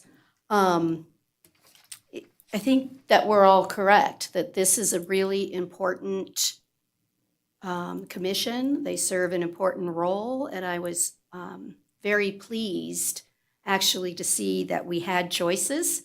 Oftentimes, we don't have choices when we have some of these appointments. We have one candidate. I think that each of you that applied are serious, that you care about the community, that you want to make good decisions on behalf of the community. And so I really, again, want to thank you for applying. I think Ms. Preston has demonstrated her ability to review applications that have come before the Planning Commission and to apply the rules and the laws. And I think that that's something I really appreciated Mr. Jennings' question at the end. I think that goes to the heart of an educational component for the community. So I really did appreciate his question, right? Can I deny an application because I don't like it? Or do I need to articulate which rule or which thing, which condition they're not meeting? So I think Ms. Preston has demonstrated her ability to look at an application and apply the rules. And that's the situation that we're in the Planning Commission. You also have the opportunity if you think some of the rules aren't good. So I appreciated Ms. Nietzsche's comments of we need to make some changes to the code because we've had to maybe make decisions that we didn't want to make, but that's what the code provided. So I think each of you brought something to the table, but I'm also gonna say that Ms. Preston was the most well-rounded, and where we're going, we need her expertise. So with that, I'll accept a motion. You want to do that? Supervisor White? I move to appoint Terry Green Preston to the Planning Commission for a term ending January 1, 2026. Is there a second? I second. I have a motion and a second for the approval of Ms. Preston. All those in favor, please say aye. Aye. Any opposed, say no. Motion carried unanimously. Thank you. Are you guys okay with we just finish the next item and then we recess? Okay. Thank you all again very much. Like I said, it was very interesting to, everybody brought something to the table. Okay, we're going to move on to agenda item 13C, which is our annual reappointment for certain positions. Generally speaking, unless the individual that currently serves wants to make a change, we just reappoint. So I'm assuming if you want, we'll just go right on down, and if you don't want to continue to do it, speak up. So right now we have Mayor Pro Tem is Supervisor Giomi. Would you like to continue? Sure. Okay, I'll accept a motion. I think his appointment should be through January 1, 2023. That would be the end of his current term. I'm assuming he's going to run again, but anybody want to make that motion? Okay. I thought I'd let him put it on the record right now, right? Supervisor Schutte, would you like to make that motion? I move to appoint Stacy Giomi as Mayor Pro Tem for a one-year, no, for a, Yes, you got it right. yes, one-year term ending January 1st, 2023. Is there a second? Second. I have a motion and a second for the approval of Supervisor Giomi for the Mayor Pro Tem 1 year ending January 1, 2023. All those in favor say aye. Aye. Any opposed say no. Motion carried unanimously. We're going to move on to the second position, which is our Regional Transportation Commission. Ms. Schutte, is your desire to continue? Ms. Schutte would like to continue on that board. Do I have a motion? Yeah, I'll move to approve, or move to appoint, I should say, Lisa Schutte to the RTC for a 2-year term ending December 31, 2023. Is there a second? I have a motion and a second for the appointment of Lisa Schutte to the RTC. All those in favor, please say aye. Aye. Any opposed, say no. Motion carried unanimously. Thank you. Going to move on to the third position for appointment, which is the Audit Committee. I do not wish to continue on that committee. My son has been promoted to a partner in an audit firm, and I feel it's in the best interest to not continue in that role. I do love it. I think it's going to be hard to let go because I've worked on it for 8 years, but I'm willing to entertain. Is there anyone else interested in serving on the audit committee? I would be interested in serving on the audit committee. Okay. I didn't think everybody was going to jump up to do this one, but like I Over said. each other for this deal? I move to approve Lisa Schutte to the Carson City Audit Committee for a one-year term ending on December 31, 2022, before she changes her mind. There's a motion and a second for the appointment of Lisa Schutte to the audit committee. All those in Madam favor Mayor. say aye. Aye. Any opposed say no. Motion carried unanimously. Madam Mayor, who seconded? Supervisor Jones? I did. Unanimous. I needed quick. an official one. Yeah. We're going to move on to position number 4, which is the Association of Counties. I'm assuming again, Supervisor Giomi, you'd like to continue? I would like to stay on. I am I guess sometime this month I'll become the vice president of NACO. So I would like to stay on. Wonderful.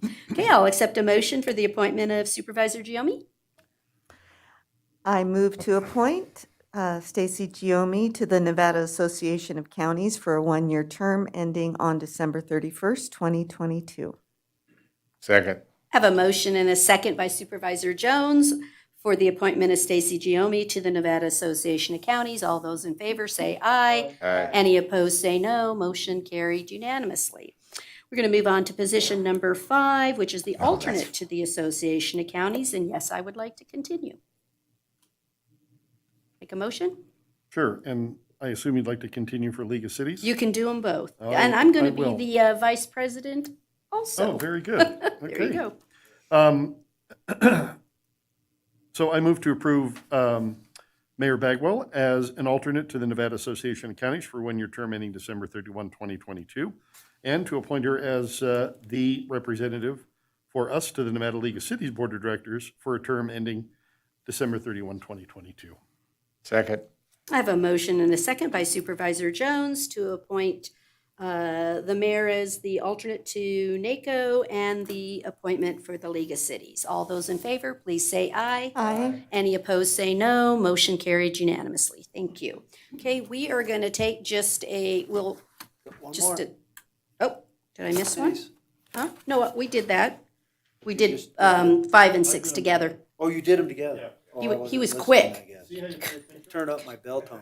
There you go. Okay, so we're just going to take a 10-minute recess. We will, we're going to recess as the Board of Supervisors. When we come back, we'll be the redevelopment authority. So 10:30.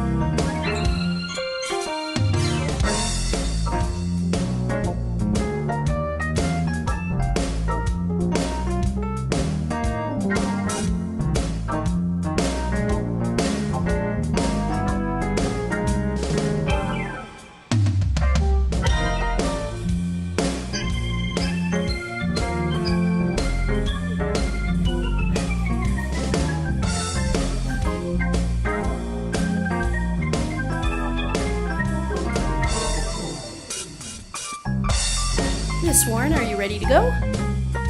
Yes, Madam Mayor. Okay. I'm going to call the Redevelopment Authority to order. May I have a roll call, please? Member Giomi? Here. Member White? Here. Member Jones? Present. Member Shute? Here. Chair Bagwell? Here. The quorum's present. Thank you. We'll move on to agenda item number 15 of the Redevelopment Authority. Agenda may have, is there any public comment on the line? There are no callers on the line at this time. Thank you. Do I have any public comment in the room? Okay. We'll move on to agenda item number 16, which is approval of the minutes of November 18th, 2021. Do a Supervisor Giomi? I move to approve the meeting minutes of the CC Redevelopment Authority for the November 18, 21 meeting as presented. I second. I have a motion and a second for approval of the minutes. All those in favor say aye. Any opposed say no. Motion carried unanimously. Thank you.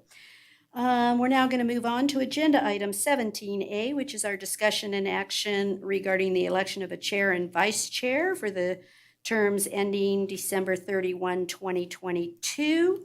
As done on the last board item, generally we go with the same unless someone wants to make a change or anything. Everybody good? So I'd like to stay as chair. Stacy, did you want to stay as vice? Okay, I'll accept a motion. I move to appoint Lori Bagwell as the chair and Stacy Giomi as the vice chair of the Redevelopment Authority, each for a one-year term ending on December 31st, 2022. I have a motion and a second for approval as Lori is the chair and Stacy is the vice chair. All those in favor say aye. Aye. Aye. Any opposed say no. Motion carried unanimously. Thank you very much. We're now going to move on to agenda item 17B, which is discussion and possible action regarding the appointment of two members to the RAC. We only have two candidates, so it's really the pleasure of the board if we would like to just make the appointment, or is that fine, the board, to make the appointments? We could put Nicole Castens for the term ending January 2023 and Richard Bragel for the term ending January 2025. Everybody okay with that? I'll make that as a motion, and Supervisor Giomi will be the second. I'd love to second it. Okay, all those in favor, please say aye. Aye. Aye. Any opposed, say no. Motion carried unanimously. Thank you. We're going to move on to final public comment for the Redevelopment Authority. Is there anyone on the line? There are no callers on the line at this time. Okay, anyone in the public? Just want to, again, thanks so much for those that were applying. We really appreciate it.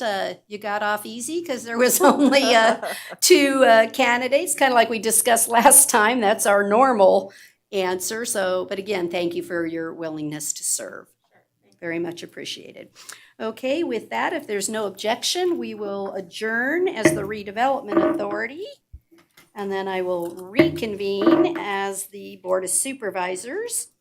We already did agenda item 21A after the consent agenda. So we are moving on to item 22A, which is discussion and possible action regarding the contract with Nichols Consulting Engineers for $392,242.50 for William Street.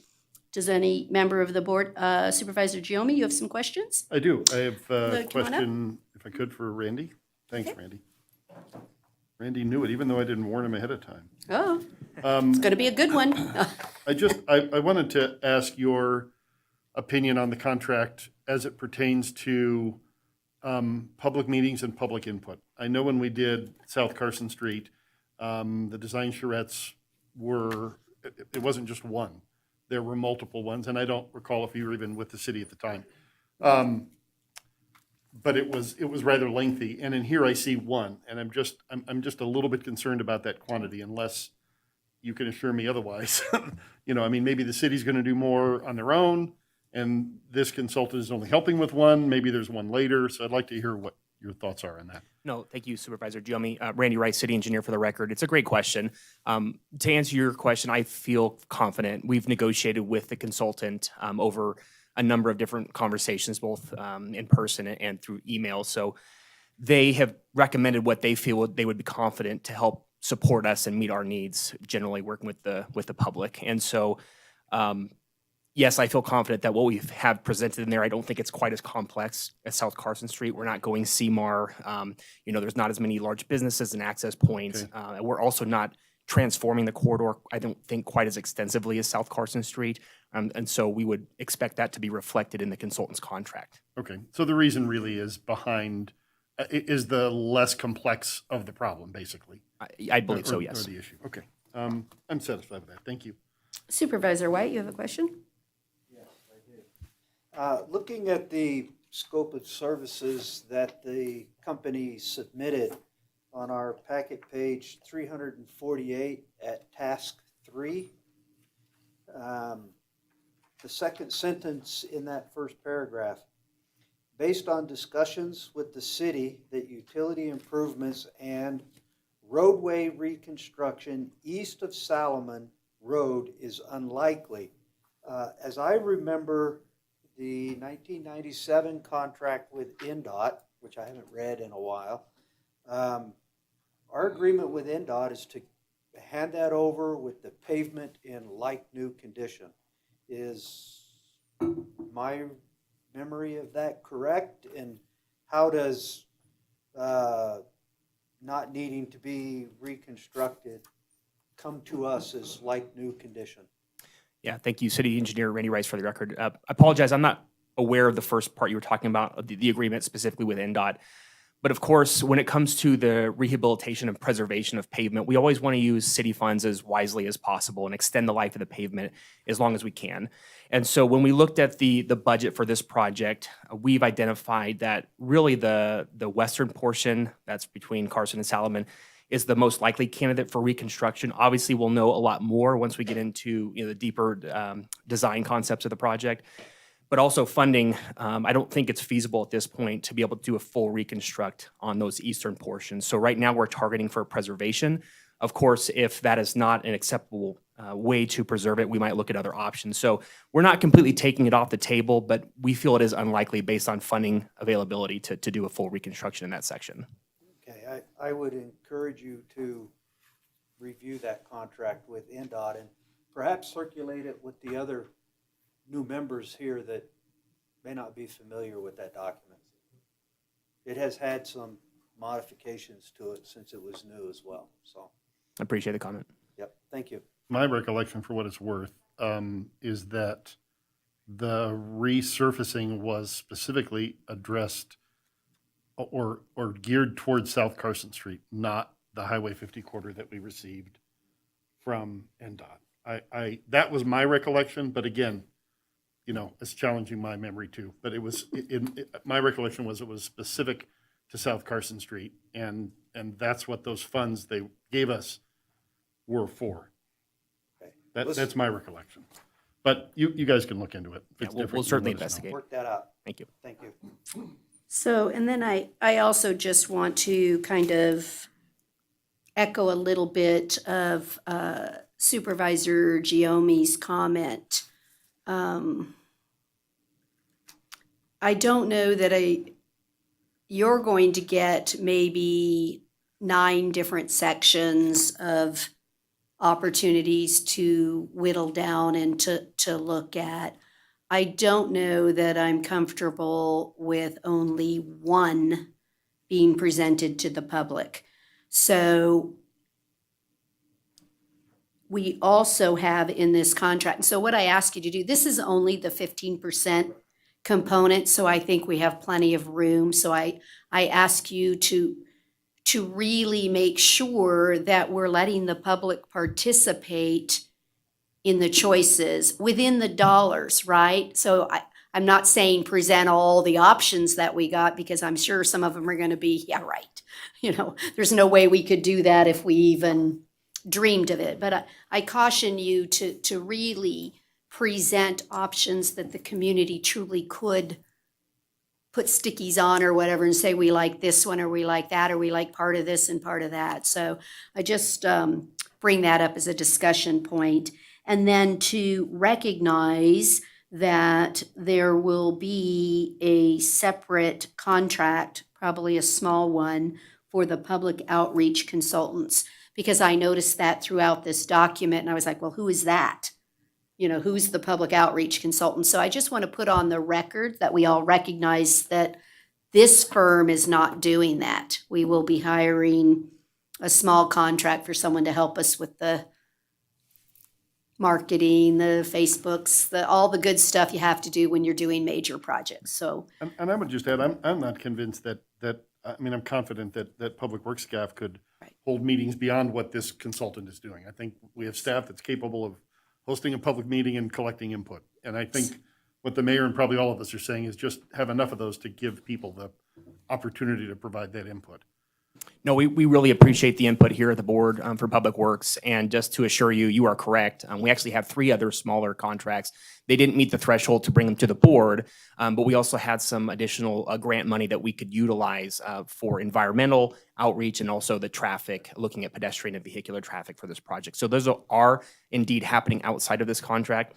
Additionally, we're very excited. Actually, I'm kind of dressed up today. We're going to be beating the street today. We're going to be talking to business owners and residents along the corridor. There's going to be 5 of us staff along with our consultant. We're going to be talking about Carson Proud and getting people to go to the website. We've created some very intricate interactive maps. So people from the general public are going to be able to log into the map through Carson Proud.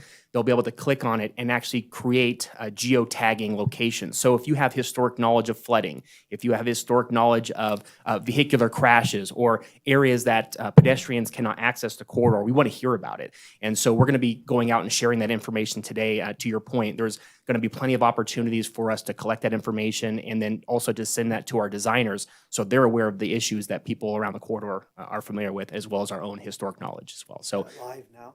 it is live right now. Yep. wonderful. Randy, there's, and there's plenty of input particularly from, because we're working west of the freeway. There should be plenty of data on flood stuff and the improvements that were made with all the work that NDOT did when the freeway was put through, because that area historically flooded years and years and years. I mean, the old warehouse market shopping center. And so there's quite a bit of data already, right, that you're able to use that will save us from having to regather that data because we had it from the NDOT, the freeway component, correct? Absolutely, but I would also second that with, it's always beneficial because we can't be everywhere all the time, right? And so certainly people that live and work in these communities are going to be familiar with some of these problems, and that's what we hope to capture, things that we're not aware of or issues that were not, currently visible. Perfect. Thank you so much for that update. We ready for a motion, Supervisor Giammi? I move to approve the contract number 213-00204 is presented. Second. A motion and a second for approval of the contract. All those in favor say aye. Aye. Any opposed say no. Motion carried unanimously. Thank you. We're now moving on to agenda item 23A, which is the seeking approval for the fire department to submit a grant application to FEMA. Does any member have a question? If not, I'll accept a motion. I'll let you off the hook fast. I'll go ahead and do it. I move to authorize the submission of the grant application as presented. Do I have a second? Second. I have a motion and a second for approval of the grant application. All those in favor, please say aye. Aye. Any opposed, say no. Looks like the motion was carried unanimous, but no one else voted. Okay. That's all right. Motion carried unanimously. Thank you all very much. Have a good day. Let's save the city a million. We like this Right, answer. but wow, what an undertaking, this grant process. Yeah, You with know, all the different getting started 4 weeks jurisdictions. prior, and so, good luck. Thank you so much. Okay, we're going to move on to agenda item number, we are on the community development, agenda item number 24. Discussion and possible action regarding a request for the tentative subdivision map for the open space development known as East Robinson Street and North Solomon Road. Ms. Manzo, are you here would you take us through this?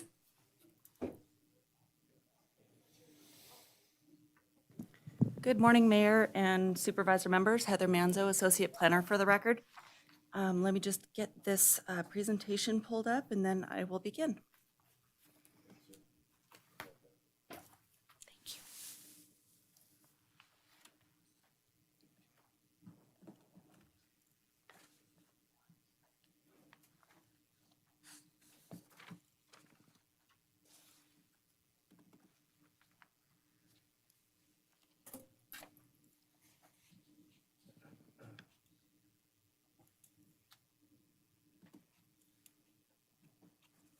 Okay, thank you so much.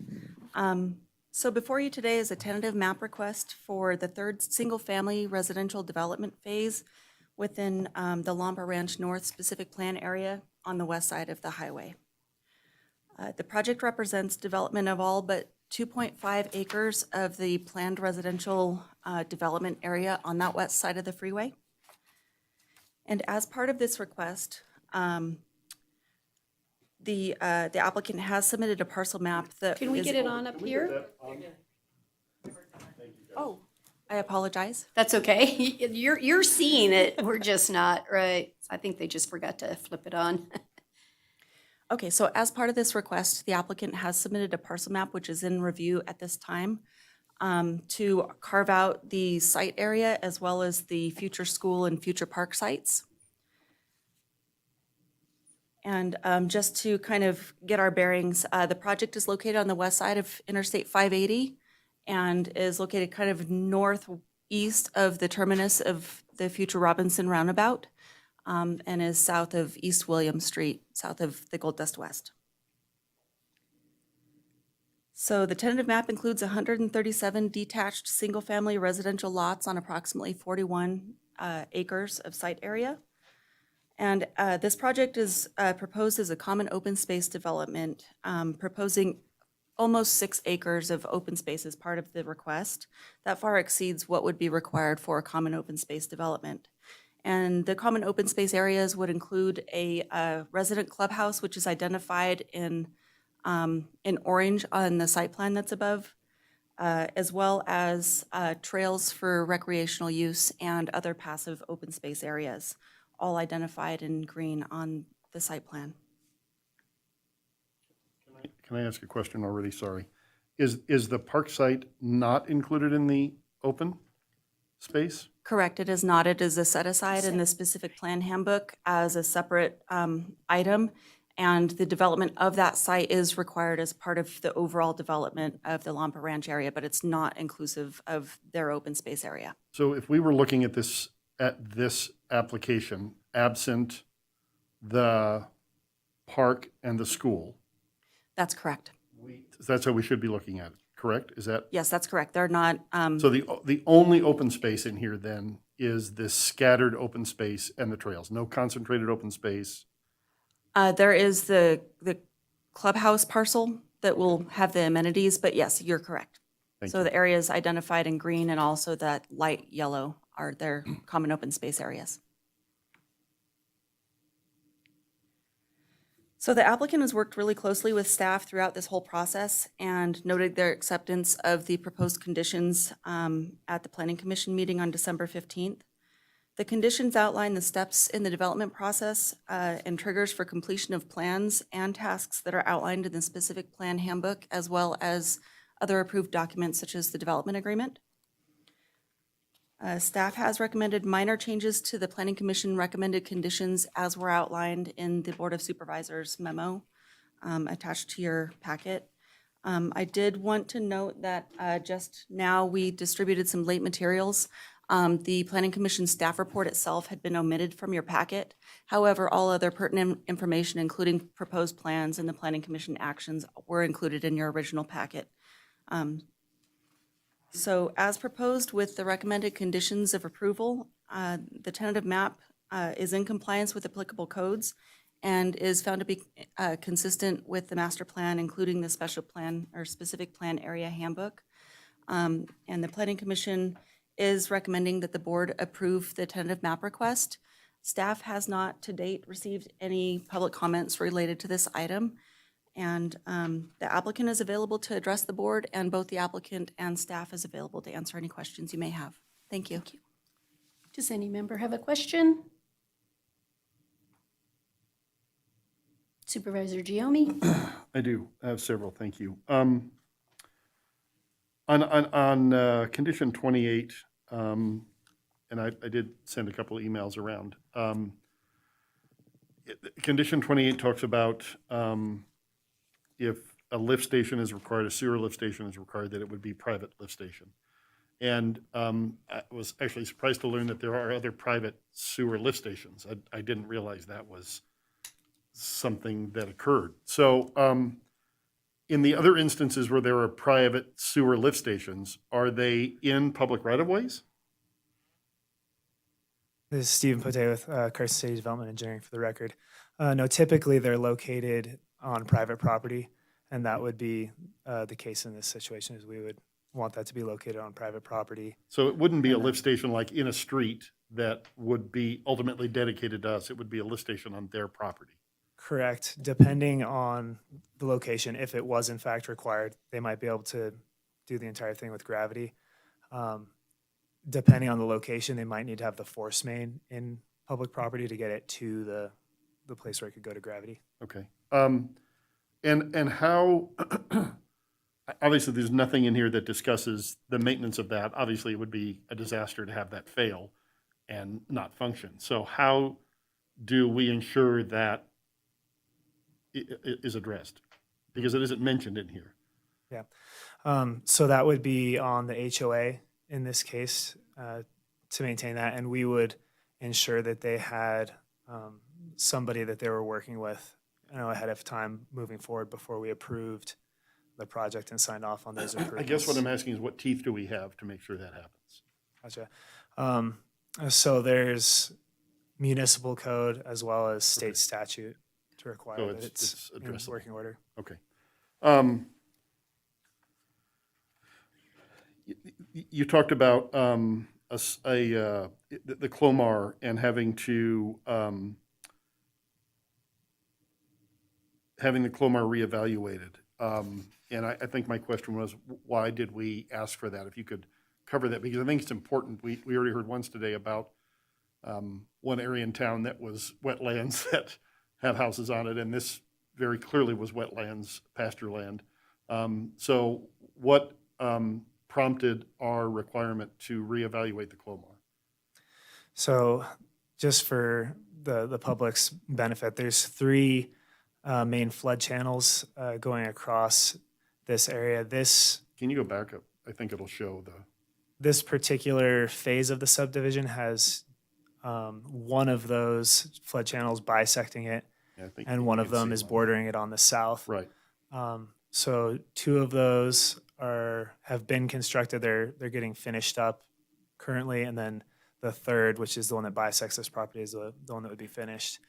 So the need for the update to the Clomar is just based on the fact that the original didn't show the crossings of those channels because we didn't know exactly where those streets were going to be. Okay.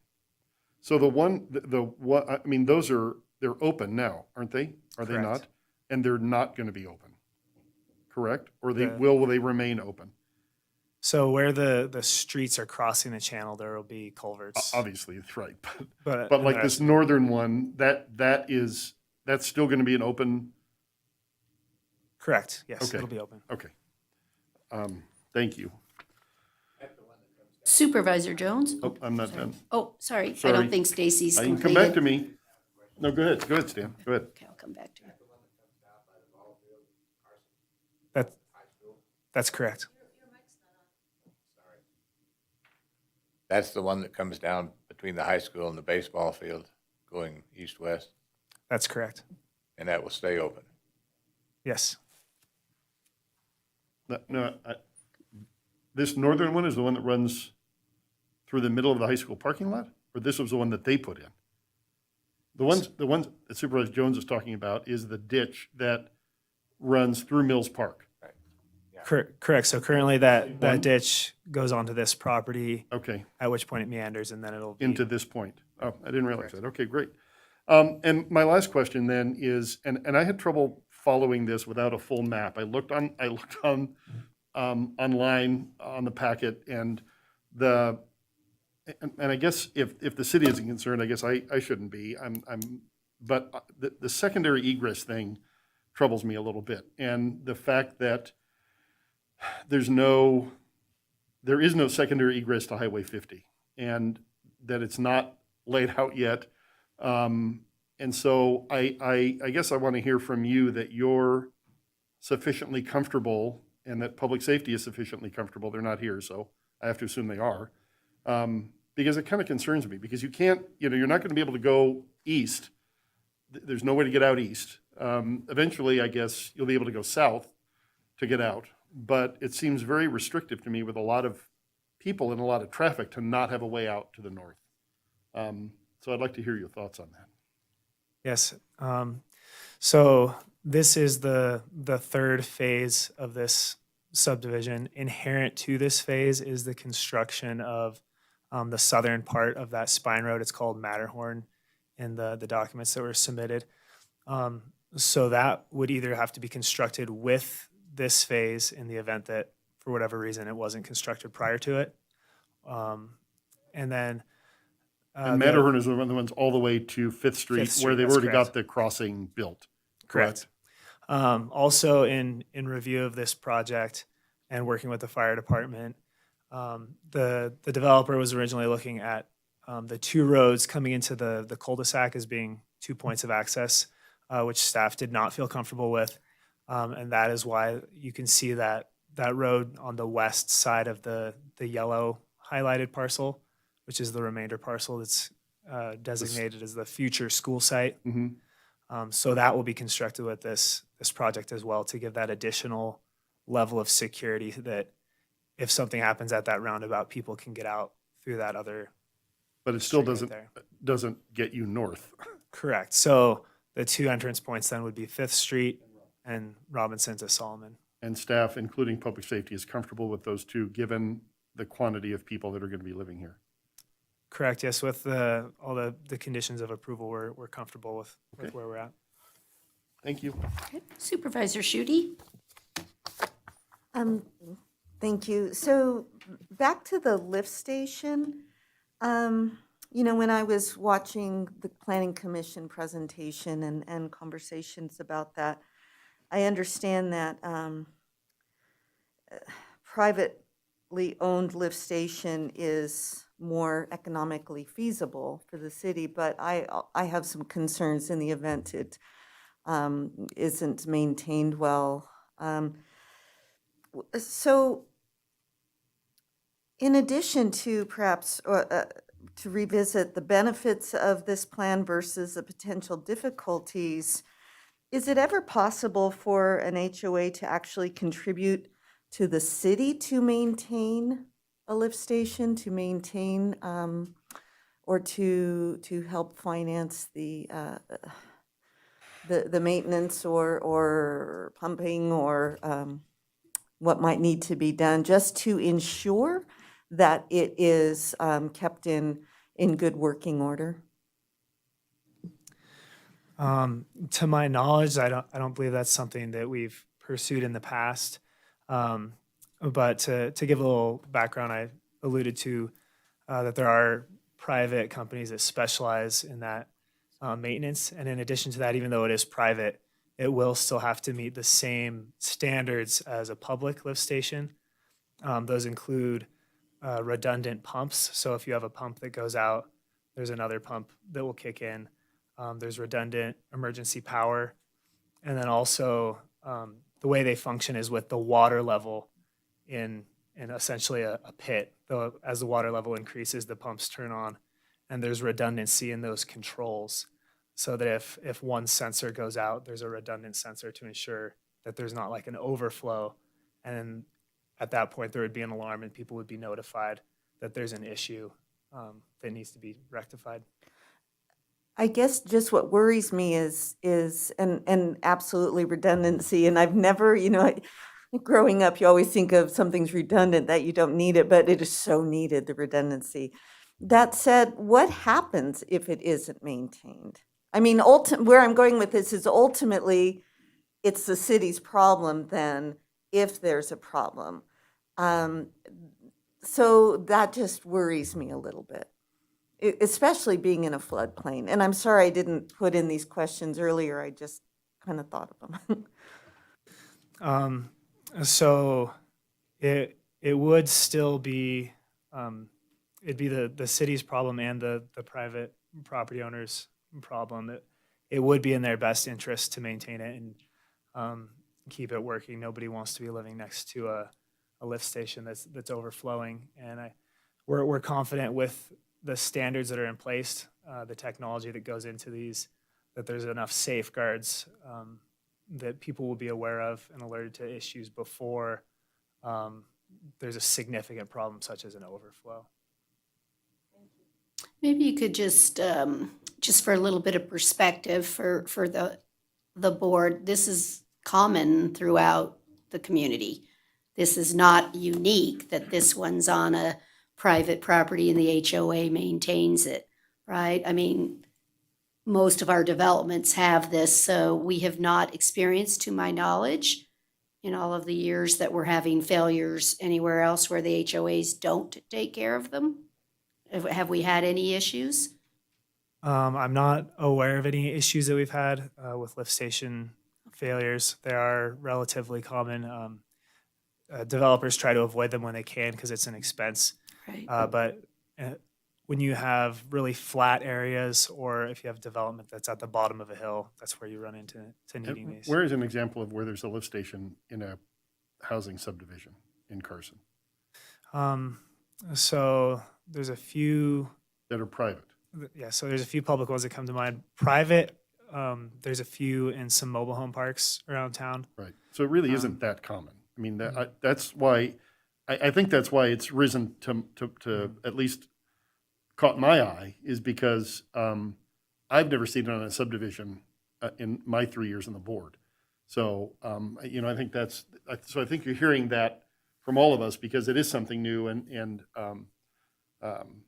again, for me, is if you're telling me there's enough teeth that can force them to make that lift station work, and the ability for, if it fails, for them to be responsible for ultimately what happens, and if it's on private property, they will be, then I'm comfortable with it. But I just hope you can appreciate why it's a concern for me, because it is new, and I don't want to be naive and think that we know everything, but I just want to make sure that our community is protected, and that'll be the people who live there, because at some point the developers who don't live here are going to be gone, and we will all be here. So that's, I think, the reason behind our concern.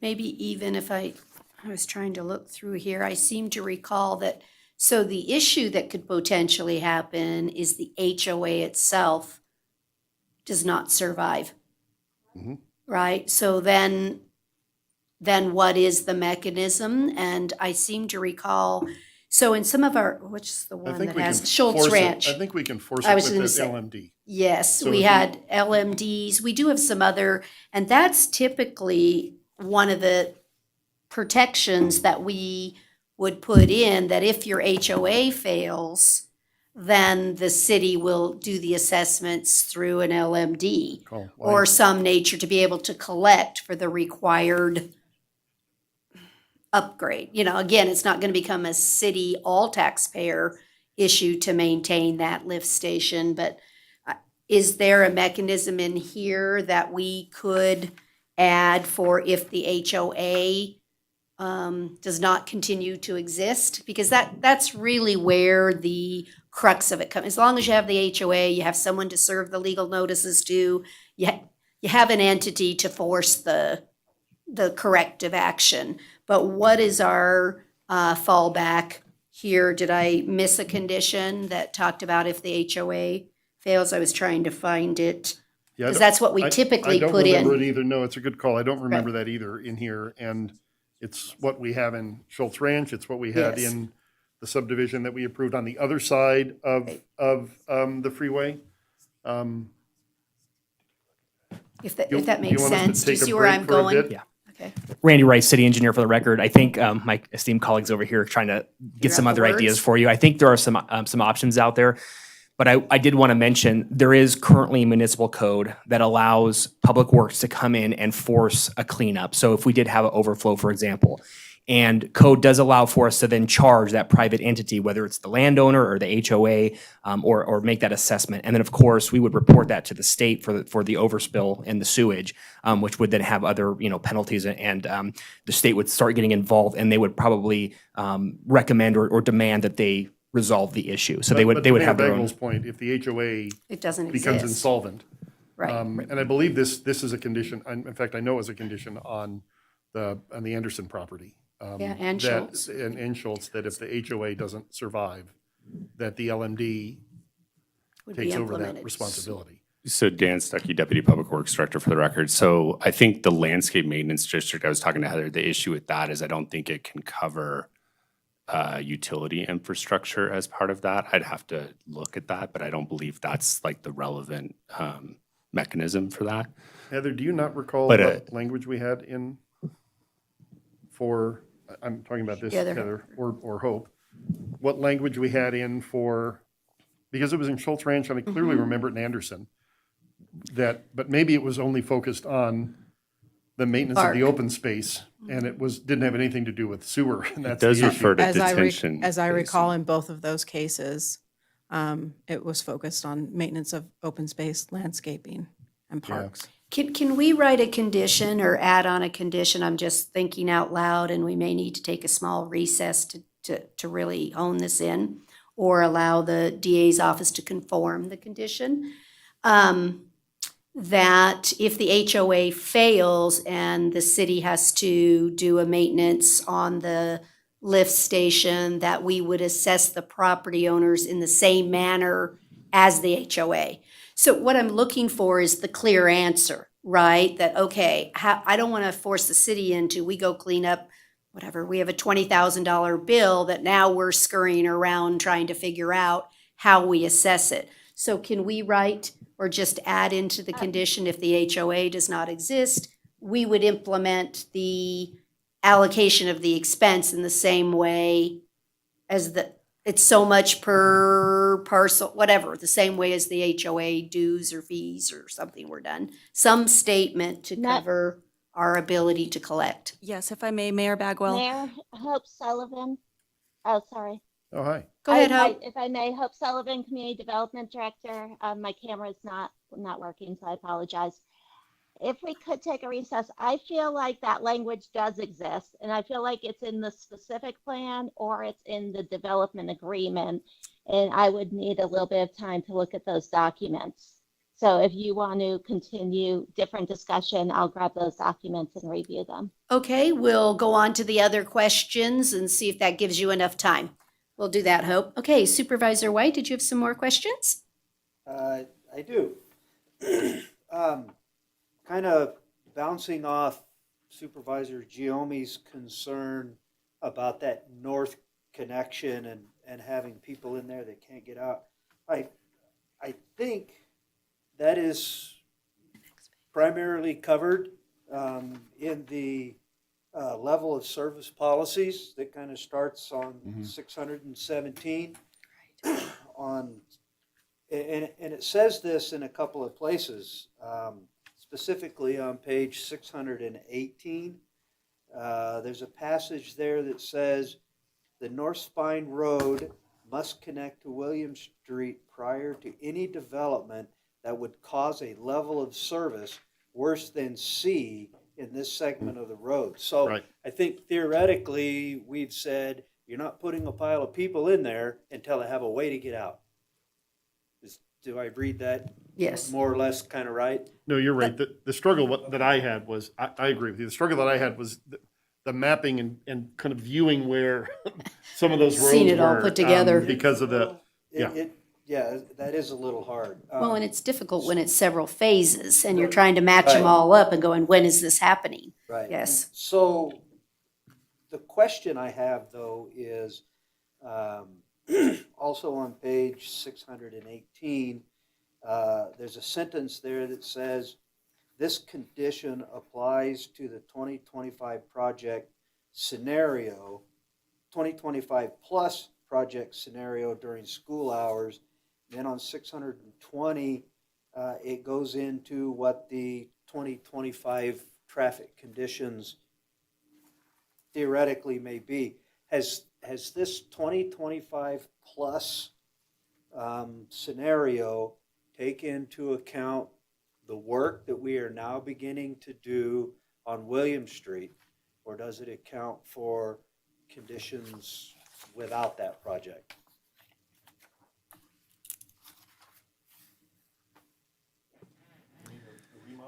Right, right. Morning, Board. Chris Martinovich, Transportation Manager. Wanted to just fill in a little bit quickly on that. As part of the East William Street Corridor Complete Streets project we're working on, we have hired a traffic engineer to do an analysis of future year traffic on East William Street to make sure that our designs going forward will accommodate this development as well as other future developments in the area. Okay, Right. thank you. Right. Supervisor Jones? Just a minute. Chris, I think you might have another question that he thinks will hit you. Will this design include egress and access? Part of the Highway 50 design, is it going to include the opening into this new road? My understanding is that the ultimate build-out traffic impact study that was originally completed for Lampa Ranch analyzed the option of having that connection at that location. That traffic impact study will certainly be considered as part of our East William Street Complete Streets project if that connection were needed for future development. Where does that proposed street come in? It's a little bit undefined at the moment, but there's been discussion of having that at the Gold Dust West intersection, but the actual location has not been pinned down. I feel pretty strongly that we need a north access egress into that property. Right now, the way it's looking, the only thing they have egress now is out Robinson Street. And I don't think that's satisfactory. So I think that's got to be in the consideration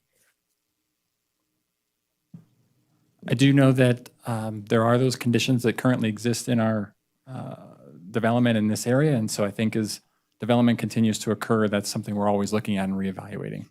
Well, and again, I think that part of the issue with this project is we're looking at just this tentative map instead of the project as a whole, because it's phased. And so it is difficult. We're seeing it as the whole project. And so when the whole project's done, we absolutely believe, which is why we had a condition of approval, that they have to put that connection in. And I think if I'm not mistaken, 759, something's ringing my bell. There's even a condition that we put somewhere that at a certain threshold, that no matter what, it has to have that that connection. Because the road going into Fifth Street is probably down the road too. So you're right, you're still looking at Robinson Street as the only egress. Heather Manzo, Associate Planner. Really quickly, yes, you are right. There is a trigger in the original conditions that were tied to the phasing plan and the development agreement that identified a certain number of equivalent single-family trips. However, the two phases that the applicant has proposed development over could have supported a lot more residential units per this specific plan. What the applicant has done, acknowledging that they don't have that clear access to the north at this point, is they've sized their development appropriately to where it currently would not trigger that requirement. So there are a couple other development areas. There's a 2.5 acre portion on the north side of the wetland there. And then there's also a commercial piece that's to the west and north of the future school site. Once those develop, they may provide that additional traffic trigger to have that connection made. But at this time with this proposal, it's not triggered. So they are currently in compliance with the handbooks, the SPA, everything that was approved, all of the conditions that we put forth. This phase meets what the requirements were of the overall planning that we had for that. Yes, that's correct. Okay, I just want to make sure that each component piece has been met. Supervisor Schutte? To that, though, I think about the future school site. Will there, at that point, I would imagine there would be the trigger, and it's super important that we have the ability to have that access. So is that built into this down the road? Yeah, thank you. And Supervisor Schutte, it sure is. So as you can see on the site plan here, there's that 2.5 acre portion to the north of the wetland that's been set aside in case the access isn't going to go in as planned at Gold Dust West. So as the roadway looks now, Matterhorn will end at the development, but there's that kind of left movement up to the north of the project. So that would essentially tie in with where the Gold Dust West access is. If that, for some reason, isn't the ideal spot, the applicant has left area up to the north of their project open so that a roadway could then be brought to a different part of the northern project boundary. All right, thank you for the clarification. Okay. How are we doing, Ms. Sullivan? Do we have something? So I received a message. I am here. We do not have it yet, and so I'm wondering, Mayor, two things. One, on your question regarding the targets for the connection to William Street. I think what's interesting on this project is this was a high density designation, as I recall, and they've come in at a much lower density to avoid hitting that trigger. Right. So that's why it was expected this would come in as high density, which would force the trigger, and they came in lower. In terms of the item that I think exists, I haven't put my hands on it yet. And I'm texting with Heather Ferris, who's at your meeting right now. I'm wondering if it would be possible to just go to your other business and to give us a chance to complete this, if that would work. Except for you're the final business of the day. We are. Okay. Can I point you If you give us a 5-minute Yes, break, I can. If Can we I? get a 5-minute break, I can actually talk to them. Yep, we can do that. Can I point you to condition number 8? Because I'm thinking a similar item could be inserted where it says public pathways shall be reserved with public use easements and all common open space should be maintained solely by the HOA. Public open space is subject to approval and the applicant will enter into an agreement with the city for an LMD as required by the SPA handbook and the development agreement. So that's our backup there. I'm thinking a similar, if you can't find it that it's already addressed, we could write a similar thing that just says the lift station shall be maintained by the HOA and that you will enter into an agreement with Public Works if the to maintain it or something. Okay. I think you're exactly right. And in fact, what's happening right now, based on, I believe it's the development agreement, is there's our staff is working with Ryder, they're taking the lead on it, in the creation of the assessment district for the flood control facilities. So there are other agreements that will be coming forward to the board.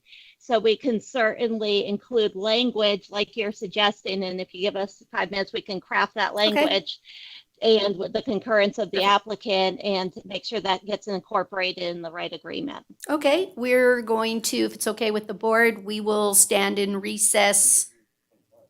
We will recess this item and bring it back as soon as possible. Thank you. So we can go to item 25, which is our non-action items. And we'll start with the city manager. Do you have anything to report under item 25? I do. I'm really excited to announce today that the U.S. Treasury released the long-awaited final rule for the ARPA funding. The final rule provides much more broader flexibility in how you can spend the funding. Most notable after I just did a super quick review is that it allows for a standard allowance for revenue loss up to $10 million. So instead of, us having to do a calculation of our revenue losses, we can choose to just use an allowance of up to $10 million. And that can be used for government services. So that opens up to any service that's traditionally performed by a government. So that's great news on Or that. 3.7 million or whatever that we haven't allocated. The Great remaining news. balance, right. Great news. Well, thank you. That is good news. Unexpected news, but that is good news to be able to give us that flexibility. Does any member of the board have something to report from any of their commissions or anything? Supervisor White? Thank you.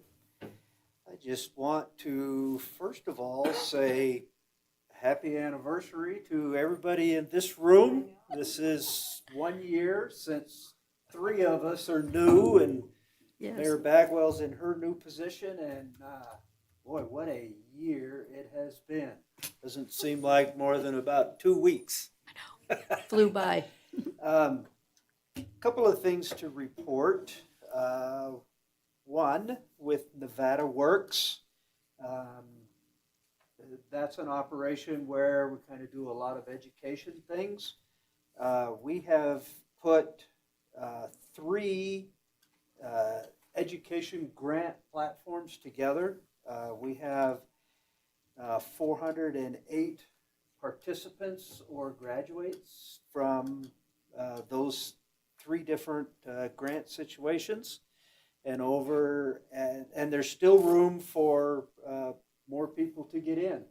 And basically we work on dislocated worker grants, rural health worker grants, and that's the primary focus of what they're doing. Over at the OHV Commission, we just finished our what is now semi-annual grant process.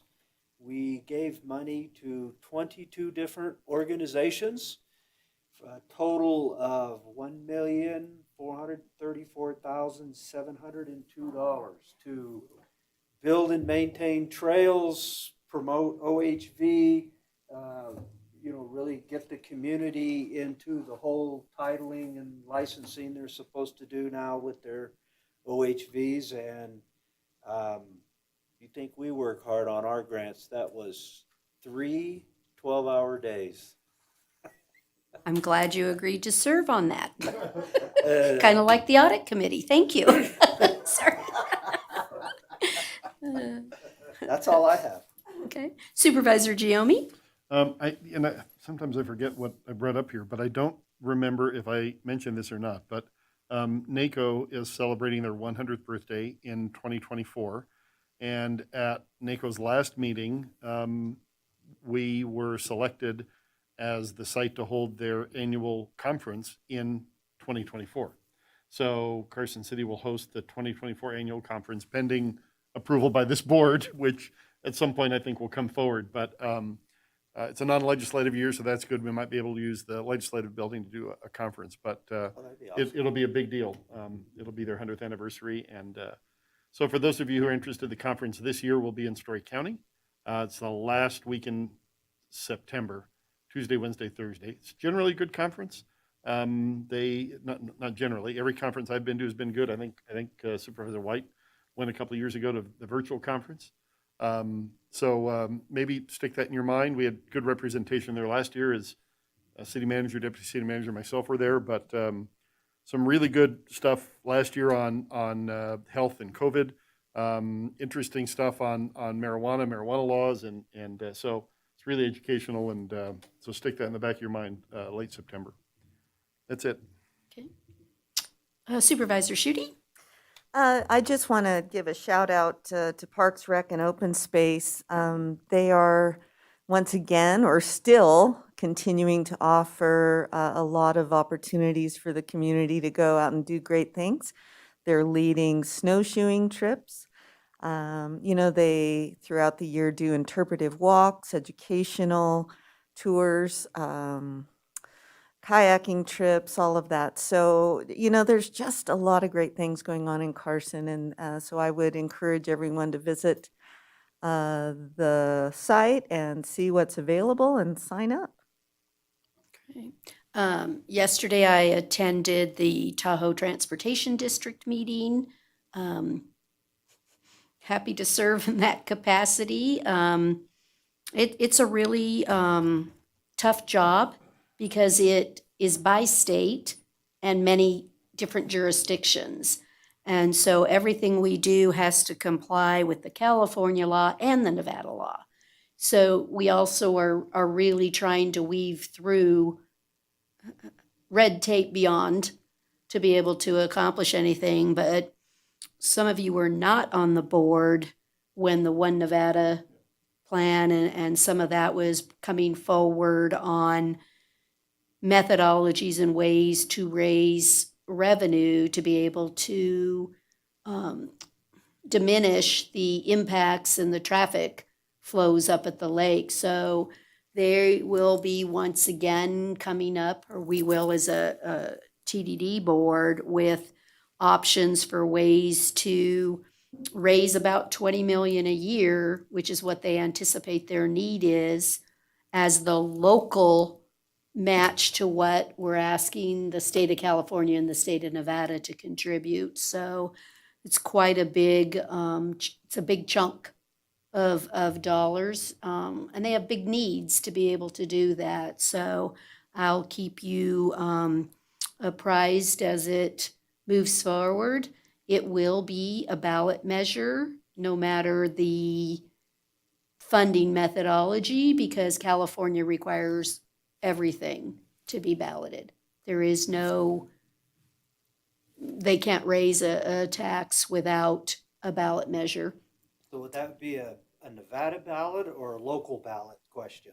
So it's a local ballot for the Tahoe Transportation District boundary, which includes Carson City, which is why I serve on that board. So it has to be passed by the district boundary, which will include North Shore, South Shore, Incline Village, Carson City, El Dorado County. So it, again, kind of an I'm learning a lot, and it's certainly interesting to see, wow, how do you, so it just has to be an identical ballot measure that is in each of the jurisdictions. So we may have a ballot measure that we'll have to put in ours. So anyway, it's an interesting, I think we would have one voter. I think we have 4 houses within the district. Three properties, Yeah. one with 2 houses. One with 2, okay. So anyway, it's just interesting. I'm like, wow, we'd have to do a ballot to be able, and it has to pass each jurisdiction. So it's amazing that actually I thought of that. Wow, 2 people could just vote no in ours and stop the whole thing. But anyway, I will keep you interesting, huh? One man, one vote. Yeah, there you go. So do we look in, city manager, do you have anything else under item 25? No other items? None for you either, Stephanie? Okay. Heather, are we prepared to come back to order on this? Everybody just stepped back out, so I Oh. think they're having an additional discussion. Okay, we thought we had it. It was looking good there. It was really looking good. He says, just a tiny moment and we'll Maybe come. in an effort to not have to adjourn and reconvene, maybe you don't know this because it's not your project, but what is the common open space that's not usable to the public, couldn't be used for? It's more curiosity than anything else. I'll let Heather address that. Way to pass the buck. Okay, it's good anyway. Perfect timing. We're gonna come back on the record for item 24A. Thank you, Heather. Did we have some time to come up with some ideas? Thank you Or- for the few minutes. So we did have a discussion and we also touched base with the applicant. In order to make sure that the language that gets placed into this condition is right, we would like to ask for a continuance to the next board meeting. I believe that's January 20th. And that was okay with the applicant you're agreeable to that on the record? Just let it reflect that the applicant agreed to, and the only item we will discuss on the next agenda is the language. Is everybody okay with that? I don't want to have them go through all of this again, so we're down to just agreeing to the language for the lift station. Everybody okay with that? All right, then we will continue item 24A for the discussion on the lift station to the next board meeting. Okay? If I may, Mayor Yes. Bagwell, you had referenced a condition that you were thinking the language may mirror. What condition number was that? 8 in the packet that you just handed out?